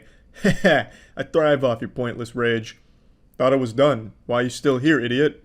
As I said, I thrive off your rage and anger. You want me to stop? Stop being angry. Easy. Dave Matthews is slowly accumulating power like a spirit bomb fueled by Aramaru's rage. He is laughing in the face of Aramaru's anger. Not angry, dumb fuck. Piss off. See? Angry. Not angry, dumb fuck. Piss off. I see that you're running out of comebacks. I can give you a few if you need them. Dave, of course, being one of the world's leading comeback dealers. Not stressful, you're just annoying, lol. And there's plenty of music better than this shit, even from Color Splash. Uh-huh. Why don't you go back to your 1,000-year-old game and super overrated Paper Mario game? Your screen, oh boo-hoo. Let me play a sad song for you on the world's smallest violin. Oh wait, I broke it. If this was done, why did you reply? Metal Mario coming in here just spitting straight venom in the face of Aramaru here, lighting him on fire with the world's smallest violin comment. Nice try, dumb fuck, but I haven't even played any Paper Mario games except Color Splash. Now fuck off with your shitty excuses for jokes. People have better shit to read. When I initially made it to this chapter the first time and got blindsided by this plot twist, I fucking recoiled into my chair, threw my arms in the air. I was just so absolutely shocked. I felt like I was witnessing history, like I am your father level twists here.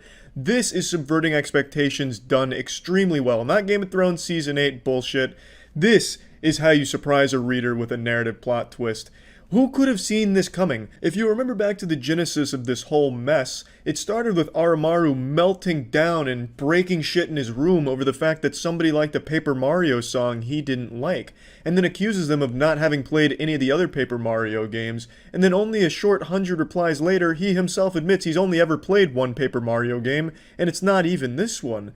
It's so fucking remarkable. What an incredible twist. That is character development right there. Now we're getting a little bit of the origin story of Aramaru here, which only makes him even more mysterious. Well, I see my sympathy was misplaced. You seriously judge a game on what other people say about it? You sure have missed many a good game. Also, shame on you. Don't give out criticism if you don't actually have the knowledge to back it up. It's just stupid to say something's wrong and then give no evidence at all to support your theory. And that's researching 101. This guy Reddits. Also, it appears that you really do only know how to spit out insults. I'm gonna have fun with this. Hello again, my old friend. I see you're here to argue once again. Too bad this will end with you weeping, because your argument is less than the dust I'm sweeping. But you will not give up yet, because you don't realize that it's the internet. The internet. So you might as well be voiceless, as all arguments here are practically worthless. Dave Matthews goes full Robert Frost here with this personalized slam poem to Aramaru. I get that it's supposed to be a Sound of Silence parody, and it's executed wonderfully. A special song poem about the argument you still persist on despite the flaws in your argument. P.S. You still haven't told me what your favorite song in the series is. Did I ask? No, bitch, I didn't. Fuck off. Shut the fuck up. I didn't even read what you said because I just know it's dumb as shit, lol. Come on, man, he took the time to write an entire parody song for you. The least you could do is read the lyrics. For about 4 days, there was peace in the comment section where people were going over things they liked and didn't like about the game, and then Aramaru comes in full fury here, pitchfork in hand, ready to slap shit around. He reignites the argument by saying, obviously do if yo pussy ass won't just leave the conversation. Dave says, ha ha ha, now I remember why I stick around. I'd love to see what kind of pathetic retort and comeback you are going to make at me that I can easily tear apart. Really, it is rather satisfying to see what you come up with. Once again, there was a truce called in the comment section for about a week, and then Aramaru came back, and Dave immediately noticed. He's like the NORAD defense system, able to hone in on Aramaru's presence, and then attack. Oh, hello there. Ready for round 2, my little whiny failure? Round and round the argument goes, when will it stop no one knows. That meme has been dead, fucking idiot. I'm ready for you to piss off, you worthless fuck. I did not drag your pride through the mud and make you look like a brainless, arrogant maggot. You did. You destroyed your own argument. You ignored the statements that made you look like a fool. You chose to spit out nothing but insults. Your fault. Your stupidity. Deal with it. Or stick around and continue to look like a moron. It's entertaining. And besides, we win either way. And you lose either way. Dave hits him with some kind of superhero monologue right before he throws the bad guy in jail. And Aramaru says, "Don't care to read your arguments, lol. As a matter of fact, I only read the first reply, lol. Quit wasting my time and fuck off." "Then you are nothing but a bottom-barrel fool who will have no success in life. As I said, you don't bother to defend yourself at all. That makes you an idiot." "Also, why should I? You have no power here and you never will. The fact that you think you do just displays your idiocy for everyone. Besides, I already gave you the requirements for my departure. Or are you incapable of reading as well, my little maggot?" Everything Dave has been saying thus far sounds like the Rick and Morty copy pasta from Reddit. I mean, I think Dave is in the right here because Aramaru is a huge fucking asshole, but man, he's really going about all of it in a terrible way. A month goes by. Is he finally gone? Yeah, he is gone. Is he gone if your dumbass would just quit replying? I didn't even read shit you said. I told you that I would only leave if you either apologized for being rude, or if you went 10 comments without swearing. You're not good at remembering things, are you, my little maggot? Hello, little maggot. Just letting you know that I am still in this comment chain, just in case you thought you were rid of me or that you actually won this argument. Okay, bye now. This was after a month of him not replying, so Dave just really wants to continue this, and nothing makes me more uncomfortable than reading Dave keep calling someone my little maggot. Like, this must be how it feels for some girls when they hear the word moist. Every time I read him saying my little maggot, I just get like tingly and uncomfortable and break out into like a little profuse sweat. It's just yucky. I feel like I'm reading some old woman's fanfic where she's describing some weird sexual intercourse she had at a biker bar or something, and it's just making me uncomfortable. I don't know why he keeps calling this guy my little maggot. I don't give a fuck where you are, dumb bitch. Just like no one cares about you, my little maggot. This will be the last time you see Dave with this kind of confidence because he's about to meet the actual muscle here. Mr. Hater. If Aramaru was a supervillain, then Mr. Hater is a fucking turbo villain. He's a galactic villain, a universal threat, a divine being of villainy. I don't even know what to call him, a fucking raid boss of villainy. Because he comes in here and just starts slapping shit around. He's a big asshole as well, of course. But he brings Dave to his knees here. This is like when you're reading a comic book and the hero's in trouble. So Mr. Hater comes in here with a full chub, full erection, red alert. He calls out Dave in front of the entire classroom. "I see you have a superiority complex and are very self-centered. How very hypocritical. You're no better than him. Guess I gotta clean house and deal with little keyboard warriors like you myself." That is honestly like some Marvel's Thanos shit right there. Dave is still riding the high after he seemingly defeated Aramaru, so he replies to Mr. Hater with a large amount of confidence and a bit of arrogance, saying, "Heh, you poor naive fool. When did I ever claim that I was better than little maggot? That I'm better than you? Oh, to live in your little fantasy. Can you not see what I am doing? Or are you just as blind as he is? Of course I can tell you're cut from the same cloth as my little maggot, so I'll humor your attempts at insulting me and everyone else present. Let's see how long you last." Dave's still under the impression that he's the king of this Thunderdome, but what he hasn't realized yet is Mr. Hater's not locked in here with Dave. Dave is locked in here with Mr. Hater. "Oh, I know your intentions very well, and I intend to stop it. I mean, what the hell is wrong with you? Just look at your comment, you poor naive fool, to live in your little fantasy. These are things that a narcissistic, self-centered man-child would say. How am I or anyone with half a brain cell supposed to take you seriously? There's a reason the other guy left. You won't last long, Dave. You won't last long because underneath all that bravado, you're just a sad little boy with delusions of grandeur, who, by the way, can't talk for shit. So here's a piece of friendly advice. Turn away now and stop wasting Aramaru's time, because if you don't, by the time this is over, you'll be my little maggot." No response. Guess I must have hit one of your soft spots, Winky. "So you actually have some bite, do you? Good. Let's see what you've got. I will compliment you on your use of insults, as well as how you get straight to the point. Dave is immediately showing that Mr. Hater has hurt him. You can't do that, Dave. You can never show weakness to a man like Mr. Hater. He can smell blood in the water. He can smell cum in a bathtub. He will pounce. And you can't let him find any amount of scrapes on your armor. Dave, he showed a weakness, and Mr. Hater exploited it, unfortunately. Heh, of course you didn't realize. I wasn't talking about Lunar. I was talking about you and me. We don't care what others think of our opinion. We just say whether we agree or disagree with someone's opinion. In that way, we are alike, you and I. Don't you agree? I love this exchange here. This is like the season finale here when the two characters are monologuing at each other before they start beating each other with like a stick or something. Ah, I see you're trying to get on my good side. As you know what they say, if you can't beat them, join them. How about this, Dave? Write a full paragraph apologizing to Aramaru, and I might consider agreeing with you. And, by the way, it has to be real nice, so no calling him my little maggot. Otherwise, I might just start calling you that myself. That would require me to have a single shred of respect towards little maggot. And in case you did not read the whole conversation, I did apologize to him. He threw it back in my face and used it to insult me without responding to it whatsoever. You, on the other hand, are actually participating in a discussion, while my little maggot only responds with the same insults like he's a broken fax machine. You, I respect, little wasp. I forgot to click read more for the screenshot, but it said, I do not respect little maggot. So now Dave, for some reason, is calling Mr. Hater Little Wasp. I don't understand where he's getting this from. Maybe like from old 60s movies or something where it was cool. And then he references a fax machine, which hasn't been in use for the last 30 years. So I just don't know what's really going on here. Maybe Dave is caught in a time vortex and he's communicating with us from the past. And he's only able to communicate through the comment section of Paper Mario Final Boss Song. But yeah, just really fucking love this part here. This feels like the climax of the entire argument. Dave going with the whole, we're not so different, you and I. We're one of the same. It's like some shit you'd see in Naruto Sasuke right before their final fight. It's fucking wonderful. You make a fair point.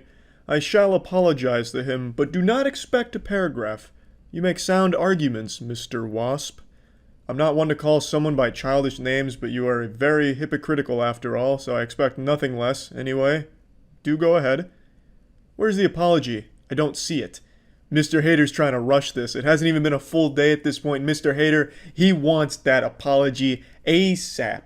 So now you can see Mr. Hater has assumed control of this entire argument. The entire tone has shifted here, and now Dave is at the mercy of Mr. Hater, and he wants his homework. Do not rush me. It's been 2 days now, so no excuses. You aren't going to apologize, are you? I figured as much. If you wish to continue arguing, then be my guest, kid. Dave is starting to panic a little bit. He doesn't want to write this apology because he does not respect Aramaru, but he is afraid of Mr. Hater, so he's caught in between a rock and a hard place here, and he's treading water in the comment section. 1, I have a life at the moment. 2, you need a little bit of patience. 1 word. College. You don't go to college, David. And you clearly set your expectations of me far too low. A shame, really. I thought you would be smart enough to not do what little maggot did. Stop lying to yourself, David. How about you tell me what's actually going on? College, as I said before. Do you not listen, or are you refusing to believe that I have a life outside of this? Now, if you excuse me, I have a music class to attend. I really don't understand why Dave even feels compelled to keep answering at this point. He doesn't want to write the apology. He shouldn't write an apology, honestly. He just doesn't have to reply to Mr. Hater. He can just wash his hands of this whole thing and still come out as the victor. But for some reason, he keeps engaging with Mr. Hater in here, and Mr. Hater's pressure is somehow like leaking into Dave's real world, it seems, because it feels like he's stressing about this apology, which he shouldn't write in the first place. Mr. Hater goes in on Dave, starts poking holes into his claims about college because 4 months ago it was still coronavirus shutdown, so classes weren't going on, so Dave feels the need to defend himself again. And then he kind of just explains he just doesn't want to fucking apologize, which he shouldn't. I'm glad he doesn't. Dave says, 1, truthfully, I don't want to apologize to Armu because I know for a fact it would not be genuine, and no matter how much I hate a person, I'm not going to insult them by giving them a mocking, half-assed apology. And 2, online classes are a thing that exists, and I'm not doing just a music class. Who is the antagonistic one here? Because it definitely isn't me. You poor, pathetic whelp, barking and baying like anything you say will ever matter. No, your words don't hurt me because they are artificial, fake, designed, and spoken for the sole purpose of inflicting pain without putting actual feeling behind it. Ha ha ha ha ha ha ha ha ha. No, your words are hollow and do not deserve the electrons my brain cells would have to burn to process them, just like you. You're not special, you're not unique, you're not important, and you never will be, not now, not ever. So go ahead whelping, keep making a fool of yourself. I'll just watch the show, laughing all the while. And in your ivory tower of hypocrisy, did you ever once realize I never denied what you have been saying? You are a parasite, Mr. Hater. Something that must tear everyone down to justify their worthless existence. Perhaps I am one too, but that's where our similarities end. You lash out at anyone you see as below you. I lash out at people who do what you and Armu did. Insult and tear into someone because they dared to have an opinion you did not agree with, or lash out at people who defend themselves from other people like you. I never said I was better. But does it really matter in the end? At the end of the day, one of us looks like the bad guy to everyone else. And since I haven't been antagonizing everyone participating in this, it most definitely not me who's the bad guy. Try to say I'm wrong here. You're not wrong, Dave. Not at all. And people like Aramaru and Mr. Hater, yeah, they suck a lot of fat ass. It's sad that someone cares this much about someone's opinion on something that doesn't matter. 100%. Agree with you entirely there, Dave. But the way you're handling all this and then putting this huge, presidential speech here is not good either. This is the wrong way of handling any of this. And there's really just no point in arguing in a YouTube comment section to begin with. There are no winners here. Mr. Hater breaks down his response line by line. You lash out at anyone you see as below you. Dave, don't be ridiculous. I'm not as narcissistic as you, or at all for that matter. I lash out at anyone who do what you and Armu did. A mistake you will regret, as you have started all of this, and I aim to end it. The two go back and forth about the apology that Dave doesn't want to write. Mr. Hater just keeps picking apart each line of everything he says.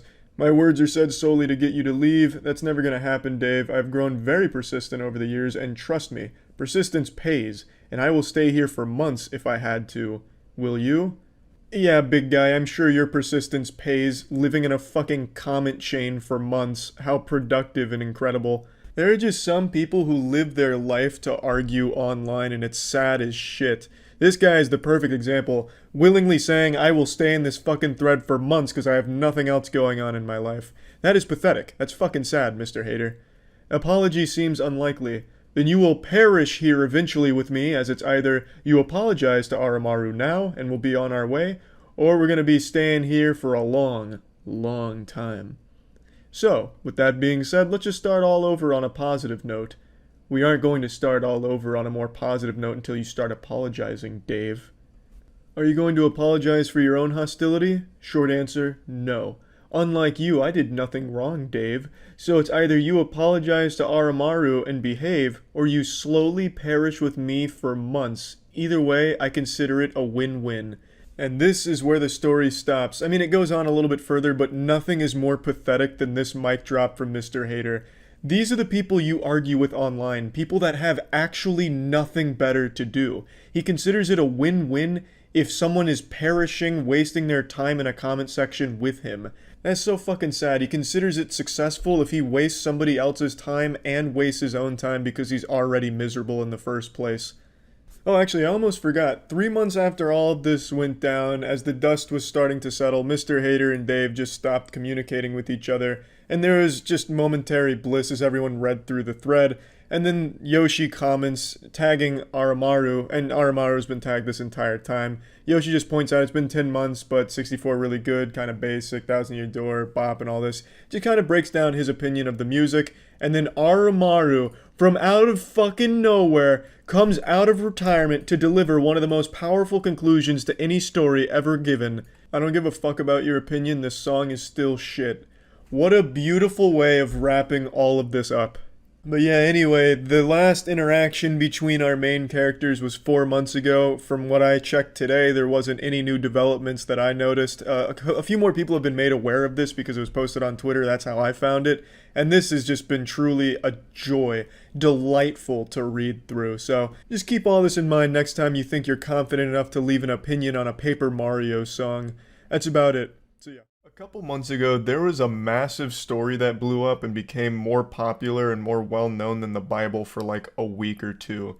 It was a police cheating scandal where a woman was accused of cheating on her husband with multiple officers on the force, and they were going hog wild at like the headquarters while on duty, at the gym, also having girls gone wild style hot tub parties or something. You would have been hard pressed to find a location they weren't having sex in. There was more DNA throughout that headquarters than at a goddamn sperm bank. You could have cloned all of the officers with all of that. I bet if you brought a black light to the headquarters, you would have had that shit lit up like it was a game of Splatoon. And she kind of became the face of cheating for a little while, like the mascot for extramarital affairs. This story actually had a pretty big plot twist not too long ago where she came out and said that everything isn't as it appears. She was actually groomed into it and forced into it. I don't think there's been any updates since that statement came out, but that's kind of where the story's at. And now the same thing is happening yet again at a different department. It really seems like police headquarters are like frat houses at this point. So let's go over this news story where a 911 dispatcher is accused of sexting with 7 men and having an affair with at least 2 of them. And some of the text messages have been released, and holy shit. The amount of refined pure cringe is admirable. Just to give you the quick and dirty, a 911 dispatcher has been caught sexting 7 other officers while being married herself. Some of the officers are also married, so it's a big, wild, wacky web of cheating that's unfolded here. And 3 of them are being put up for potential termination as a result of all of this. It's still unclear if a lot of the affairs and all of that shit were happening while on duty, like on the clock.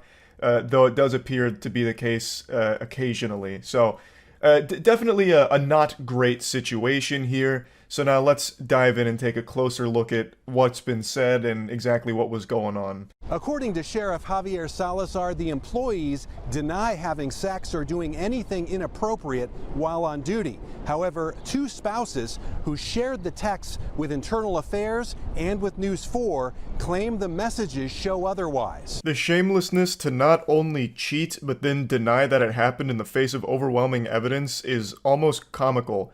It'd be like me trying to deny that I'm 5'6", or trying to say that my cat Io isn't the cutest goddamn thing in the world when you can clearly see that not only is she the cutest cat in the world, but I'm 5'6". There's no getting around that fact. There's just not a whole lot of wiggle room for this to be some kind of misunderstanding or a lie, because the spouses are the ones that came forward with all of the information and all of the text messages, which is a heartbreaking betrayal, but it is pretty much put in the books as a fact that the sexting is real, as are the affairs. So I believe they're trying to now deny that it happened on duty as opposed to just denying that it happened in general. Overnight 911 dispatcher Crystal Perez has been placed on unpaid administrative leave, along with Bexar County Sheriff Sergeant Ronaldo Salinas and Deputy Juan Leal.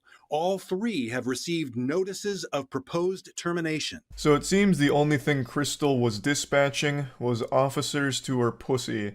She was reporting a vaginal emergency, and luckily the boys in blue knew exactly how to solve this problem. With penis. Fucking heroes. Now, she was sexting with about 5 other officers, but these 2 are the ones that are kind of in the hot seat at the moment because they believe the behavior was so egregious that they need to take disciplinary action against those 2, as well as, of course, Crystal herself. Many of the texts are too explicit for us to share. But just explicit enough for me to share. I like that. That's how you make me feel. Not sure how it is for you. I feel so hot and sexy when I'm in you. Also kind of blundered the spelling on you there, because I'm pretty sure he's typing with one hand. Fuck yeah, you do. I can feel it. All of it. And I love it. I understand that it's always laughable looking at someone's sexting. It's one of those things that is always going to be just fucking goofy. But this feels like a whole nother level of embarrassing. Like, just the way that it starts there. I feel so hot and sexy when I'm in you. Brother, what kind of emotional Twilight level shit is that? What? When I'm inside your warm crevice, I feel like such a man. Like, I almost expected him to start, like, trauma dumping right after that. Like, prior to your moist hole, the only thing that I would get inside was the couch cushions, and you fill me with so much more purpose down there. And then her response is just as fucking silly. I can feel it. All of it. Yeah, I hope so. I fucking hope so. I hope you're not just numb, and I hope my cock isn't so goddamn skinny and small that you wouldn't even know it's there. Yeah, I fucking hope you would be able to feel it. We need another hotel day. Yes, with like 1,000 exclamation points. Non-stop for as long as possible. When do you go back to nights? Friday. So they're looking at non-stopping on this one. This is gonna be non-stop nuttin' on a hotel day, I guess. So that way they could both feel so hot and sexy. Of course, I can't wait for more time to open up so I can fill us in. More like have them fill you in. Am I right, Crystal? Yes, baby. I can't wait. And then I can lay on you and kiss you all over. Like, all over? Caps lock? Duh. It actually seems like I'm reading some kind of high school fanfic. Like, this is so bad. This is a 38-year-old woman or something like that, and the other officers aren't much younger, and they're texting like this. Yeah, I was almost expecting the next set of messages to start with, Crystal, I like you. And then she'd be like, alright, I'm booking a hotel so you can fuck me silly. That was so romantic. I can't wait for us to be naked and us caressing each other, then kissing each other all over. Caps lock again. He's just really blown away with the all over statement. Like his mind has gone fucking blank. He's like a cartoon character. His like eyes have popped out of his head going, awooga. And then she says, fuck yes. And then on Tuesday, thinking of my daddy and this kisses. And then on Thursday, she sends I don't know what that is, a picture of a mobile game high score. I'm not really sure. But she also kind of gets ghosted there. She sends some shit on Tuesday about thinking about daddy, and he just doesn't even reply. He's probably too busy with his wife and kids to reply in time, but yeah. I can't wait for us to be naked and us caressing each other and then kissing each other all over. Perez, expletive, yes. She was loving my life, and it was very distraught, heartbreaking. I was in disbelief. I really feel horrible for her husband as well as the other spouses of the officers involved. That's just the ultimate betrayal. That shit absolutely fucking sucks. And he's having a very normal reaction to it, heartbreak, talking about how difficult this whole situation has been. So he learned from the text messages that his wife is not only a cheater but also cringe. And there's really no fixing this kind of situation for a marriage, so I imagine a divorce is on its way. The dispatcher's husband, Giancarlo Perez, discovered texts between his wife and 6 sheriff's deputies, plus a City of Converse police officer. In December, he gave them to Internal Affairs, and an investigation was opened. They use emojis to reference body parts, and they would talk about, kissing. I miss your lips. My lips miss you. What the fuck? Like, all of these officers just keep saying, like they're talking to fucking Minecraft villagers or something. Like, what the fuck is going on here? Like, this isn't even like sexting anymore. This is like actually AI trying to flirt with other AI. I don't understand. Making out and all these, like I said, just sexual connections. But during the week, I am gonna be checked to see if I can meet you for a smooches. Like, daily going to check. So if there is a day no good, better to say something now. You remember those Facebook posts from people, like, horny posting on Facebook, like, bitch lasagna, pussy make cock go woohoo, like that kind of shit? That is actually the same energy that these sex messages have. Perez took screenshots of the text from his wife's phone, and many of the timestamps are missing, so it's not clear. Oh boy, we're getting inundated with text now. It's coming from all angles. So some of these we've already gone over, but let's look at the continuation from the Miss Your Lips here. I can't quite see the green messages, but the other one is, good morning, I'm rolled up like a burrito. She says something with a kissing emoji, so probably just more smooches. And he once again says, Jesus fucking Christ, she's communicating with a man who's undergone a lobotomy. Underneath that, the next set of messages, again, I can't really read the green ones, but the message says, I know, I need that grown woman love. And then I can read this one. She says, oh, I want to give it to you. And then kissing emoji again, I guess. So then we go off to the right here. I want you lips, smooch, in my face. And he says, I am the hunted. Feel like the main actor in one of those Predator movies. What is happening? This isn't sexting. What is going on? I need that grown woman love. What? And then the out of fucking nowhere starts getting her with a Shakespearean monologue. I am the hunted. Feel like the main character in one of those Predator movies in response to her talking about giving him kisses. What is going on? I am the hunted. I am the night. I am the shadow within the shadow. You can't find me. I am Gotham's protector. It's dark night. If the texters were on duty. But in one thread on a Friday night at 10:20 p.m., Sergeant Salinas tells dispatcher Perez, I get off at midnight. Came in early. Very hard for me to read. It really does seem like some of this cheating happened while they were on duty, which is of course a big no-no, and what had led to a lot of the officers being fired in the last police cheating scandal. Like, the cheating is bad, and it's made even worse when they're supposed to be working and on the job. I can imagine.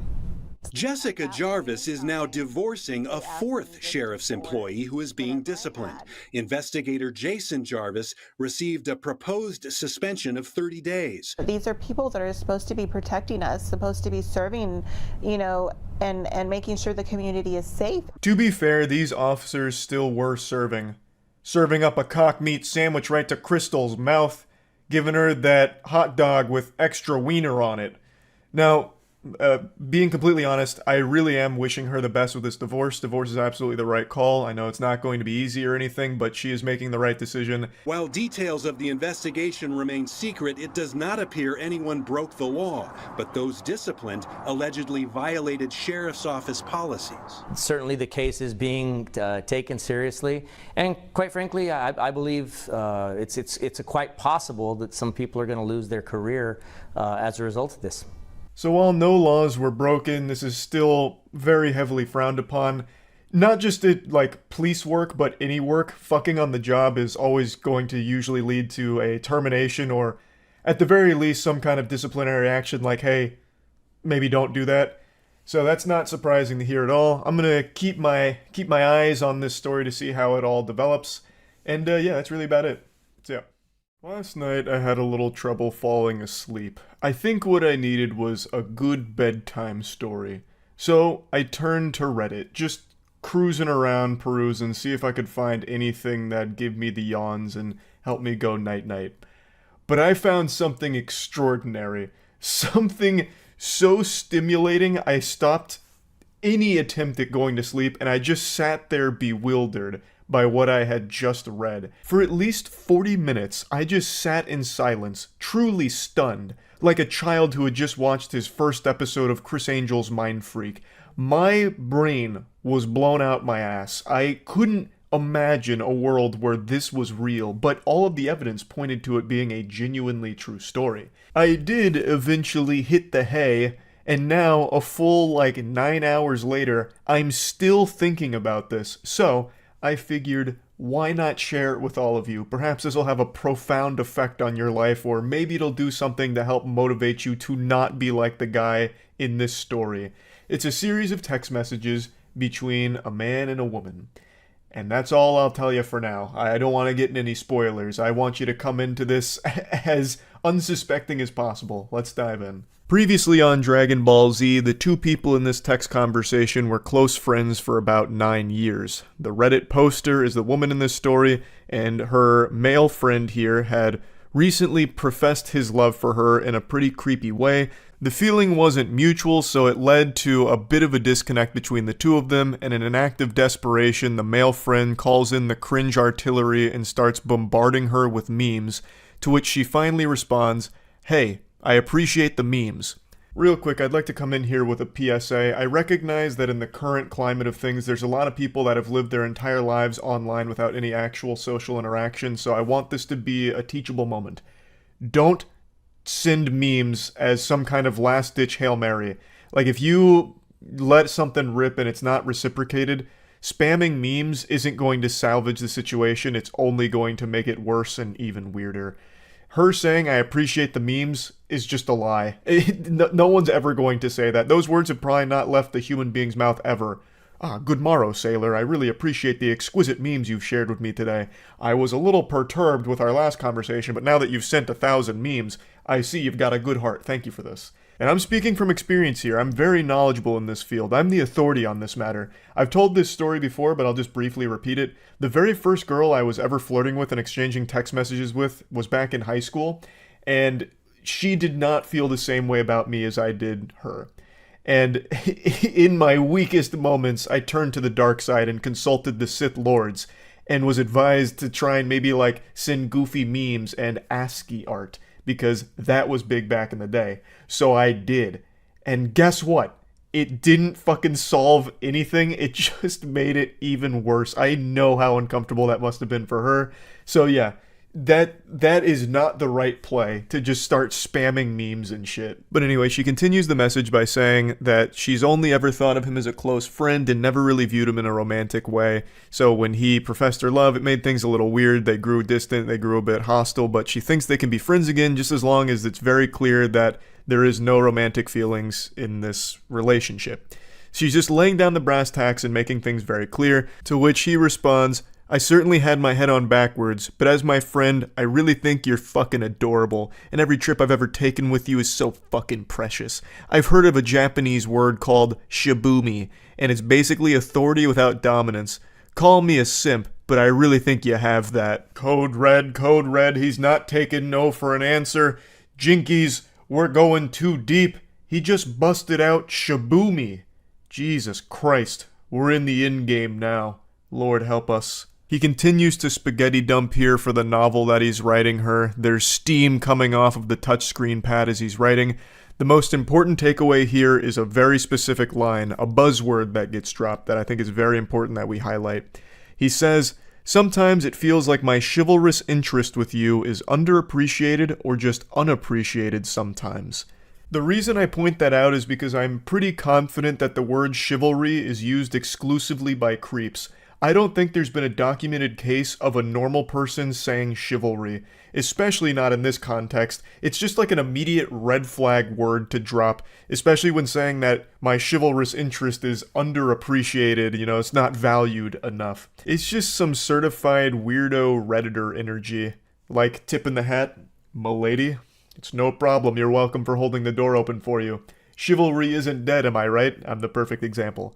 No, of course, I'm just kidding. I jest. Chivalry can't die, because to die, it would imply that it was ever alive in the first place. Only a living thing can experience death, and chivalry is not a living thing. It's an idea, more of a social code, per se. He continues on, and then eventually tells her that she should like one of them so he doesn't feel crazy, to which she says, "You're not crazy, I just need some time to think." Which I think is a perfectly reasonable response to all of this, but he gives her no time to think and immediately just comes back to, please, let me find favor in your eyes." I'm assuming he heard that in some kind of like indie song at some point, so he tried to throw that in here to see if it'd work. So he's going full-blown Robert Frost now, even then drops a picture saying, "Daydream with me," and it's like the sun rising. So it's getting very emotional in here. I'm going to skip ahead a little bit because it's him once again just begging for any kind of reciprocation, to which she just keeps saying she just needs some time to process all of this. But he's extremely impatient. His foot is fully on the gas and there's no turning back now. He is full throttle invested in all of this. He's using every possible cliche line imaginable, but he's not finding any favor in her eyes. It just keeps going. You're valid. Never really heard the extent of why I'm your friend, so now he's like interrogating her. Why am I your buddy? Why am I your pal, huh? Tell me. I could tell you all day why you're my friend. Your voice is fucking music. I think you're brilliant. Just a brilliant person to be around. Really wish I could hug you. Fuck. This hurts. Then again, she reiterates, I need time to think. I will reach out when I'm ready. And now we've finally gotten past the introduction here and we're entering the climax. Welcome to the wacky zone. He once again gives her no time to reach out or process any of this. He reaches out pretty soon after everything, only a couple of days, and says, so is there any chance as your friend I could send you something explicit? She says, what do you mean? And then he goes, NSFW, which I'm sure all of you know what that means, but I'll break it down anyway. Not safe for work. Of course, she wasn't expecting this curveball, so she says, are you trying to make a joke right now? And then he goes, no, kind of a gamble. I will say this is a historic moment. You are witnessing the worst gamble in history. Congratulations, we all got to be a part of this. This is, by far, the absolute worst possible fucking gamble you could ever make. This is like betting 100% of your life savings on me getting taller. What the fuck are you, I don't understand how you think an out-of-nowhere nudie is going to somehow win her over and, somehow solve all of these problems. I just can't even understand that mindset, really. It just doesn't compute. Okay, I tried all of the lovey-dovey, really mushy-gushy stuff with the favor in your eyes, your voice is like magic or music. It didn't work. So let's try something a little more primal. Wiener. What about penis? Eureka! This might be the answer. Let's try it. She's once again just trying to make sure she fully understands the lunacy going on here, so she says, are you asking me if you can send me something sexually explicit? Respectfully. What a gentleman. A fedora tip to you, my gentle sir. That is sophisticated. Very respectful. Milady, doth thou wish to gaze upon my meat? And then he sends her a dick pic with his pinky out while holding it. An incredibly interesting play here, as if somehow his cock was going to hypnotize her and make her fall in love with him. So she eventually responds by pointing out how weird this whole interaction has become. She still only ever viewed them as friends and will only ever view him as a friend, and that she's very disappointed that he can't even respect that she wants some time to herself to process this entire weird interaction. She also drops a bombshell at the end by mentioning that she's currently in a relationship, so that was a big plot twist. This goober is doing all of this to a girl who is not interested and also in a relationship. The odds couldn't be more against him. Now, she used a word at the end that's about to change the entire course of this interaction. She said, it sucked when you went all incel on me towards the end. That word, I had a big voice crack there, that's how powerful that word is. That one word ruffled this guy's feathers so much. You're about to see a full-blown ballistic breakdown from it. I respect that. Also, if I'm an incel, you're toxic, so let's not name call. She's toxic because she doesn't want to fuck him. Why is that even in your argument, that I can't get someone? I can. You choose not to. That's fair, but you didn't get to call me an incel because you decline. You go out of your way to say it. Why is that? Label me as anything else, for real. It's foolish for you to argue something like that. She gets taken off guard here, saying hey, whoa, pump the brakes, Buster. I didn't mean to offend you. She says, I never said you couldn't get someone. What do you mean? She never said that. He is now just projecting some insecurities and reading between the lines on shit that doesn't exist. She just said his behavior was that of an incel or something. And he keeps going. You should know I'm anything but a little dick incel, so out of here with that shit. Again, she never even pointed out your penis or anything. She didn't call it small. Where is this coming from? He's fighting ghosts. I'm not even gonna pretend that's valid. You're with a fucking beta cuck to begin with. Maybe that's your type, and maybe that's why we aren't together. Have fun with that. The mask has come off. He is unchained, unhinged, and unhappy. Your boyfriend's a beta cuck loser. That's the only reason you and I aren't together, because that's what you're into, beta cucks. You couldn't handle an alpha male testosterone titan like me, a real man who cries while he texts. She then goes on to say, like, look, if you find me to be toxic and all of this awful stuff, like, okay, then, you know, you shouldn't be upset that we're not close anymore. And to this big message, he just responds by saying, I'll see you in hell. And then she says r/nice guys, which this very much is an r/nice guys moment. You know, keep in mind, this is still, like, only a couple days after the whole poetic, allow me to find favor in your eyes, miss. Your voice is music, sweet music. And now it's, what an excellent take on a 7-year waste of my fucking time. To which she responds, so you're just waiting around until I'd eventually date you? That's on you, man. She's absolutely right. That is entirely on you. This dude played the long game, almost an entire decade of pretending to be her friend in the hopes that eventually you'll get to fuck her. I guess was the plan. That is a long commitment to a deep cover operation to stay in disguise, faking friendship, hoping that eventually you'll be able to have sex with her. And then he says, how was I supposed to know you're only interested in half men? I've never even seen that term used before. This guy's pulling all kinds of Insano-style phrases out of his ass now. I spent 7 years just waiting for you to notice the difference, but I guess I bet on the wrong fucking horse. This goober spent 7 years pretending to be her friend, hoping that somehow she'd fall in love with him? This is craziness. This is a longer time spent undercover than Rob Lucci and the gang during the Water 7 arc of One Piece. Like, this is outrageous how long he committed to this ridiculous, diabolical plan. And now he's just full anime villain mode. I'm over you. That's why I asked if you needed a visual definition of the word endowed, because I bet you're never going to get that with the life you choose to live without me. Motherfucker, I grew this dick for you, you ungrateful clod. We have to pause here for a moment. Wow. I grew this dick for you, you ungrateful clod. That is one of the most powerful sentences I've ever had the pleasure of reading. What does that even mean? That's not even possible. How could you have grown your penis for her? Was there no dick there to begin with, and then you just started, like planting the seeds and then taking care of it like summertime gardening? Like, what does that mean, you grew it for her? Is it a laboratory experiment like the Cybermen? Like, I don't understand. It's just such a bafflingly amazing sentence. She's also stunned, saying, I refuse to believe that these messages aren't satire.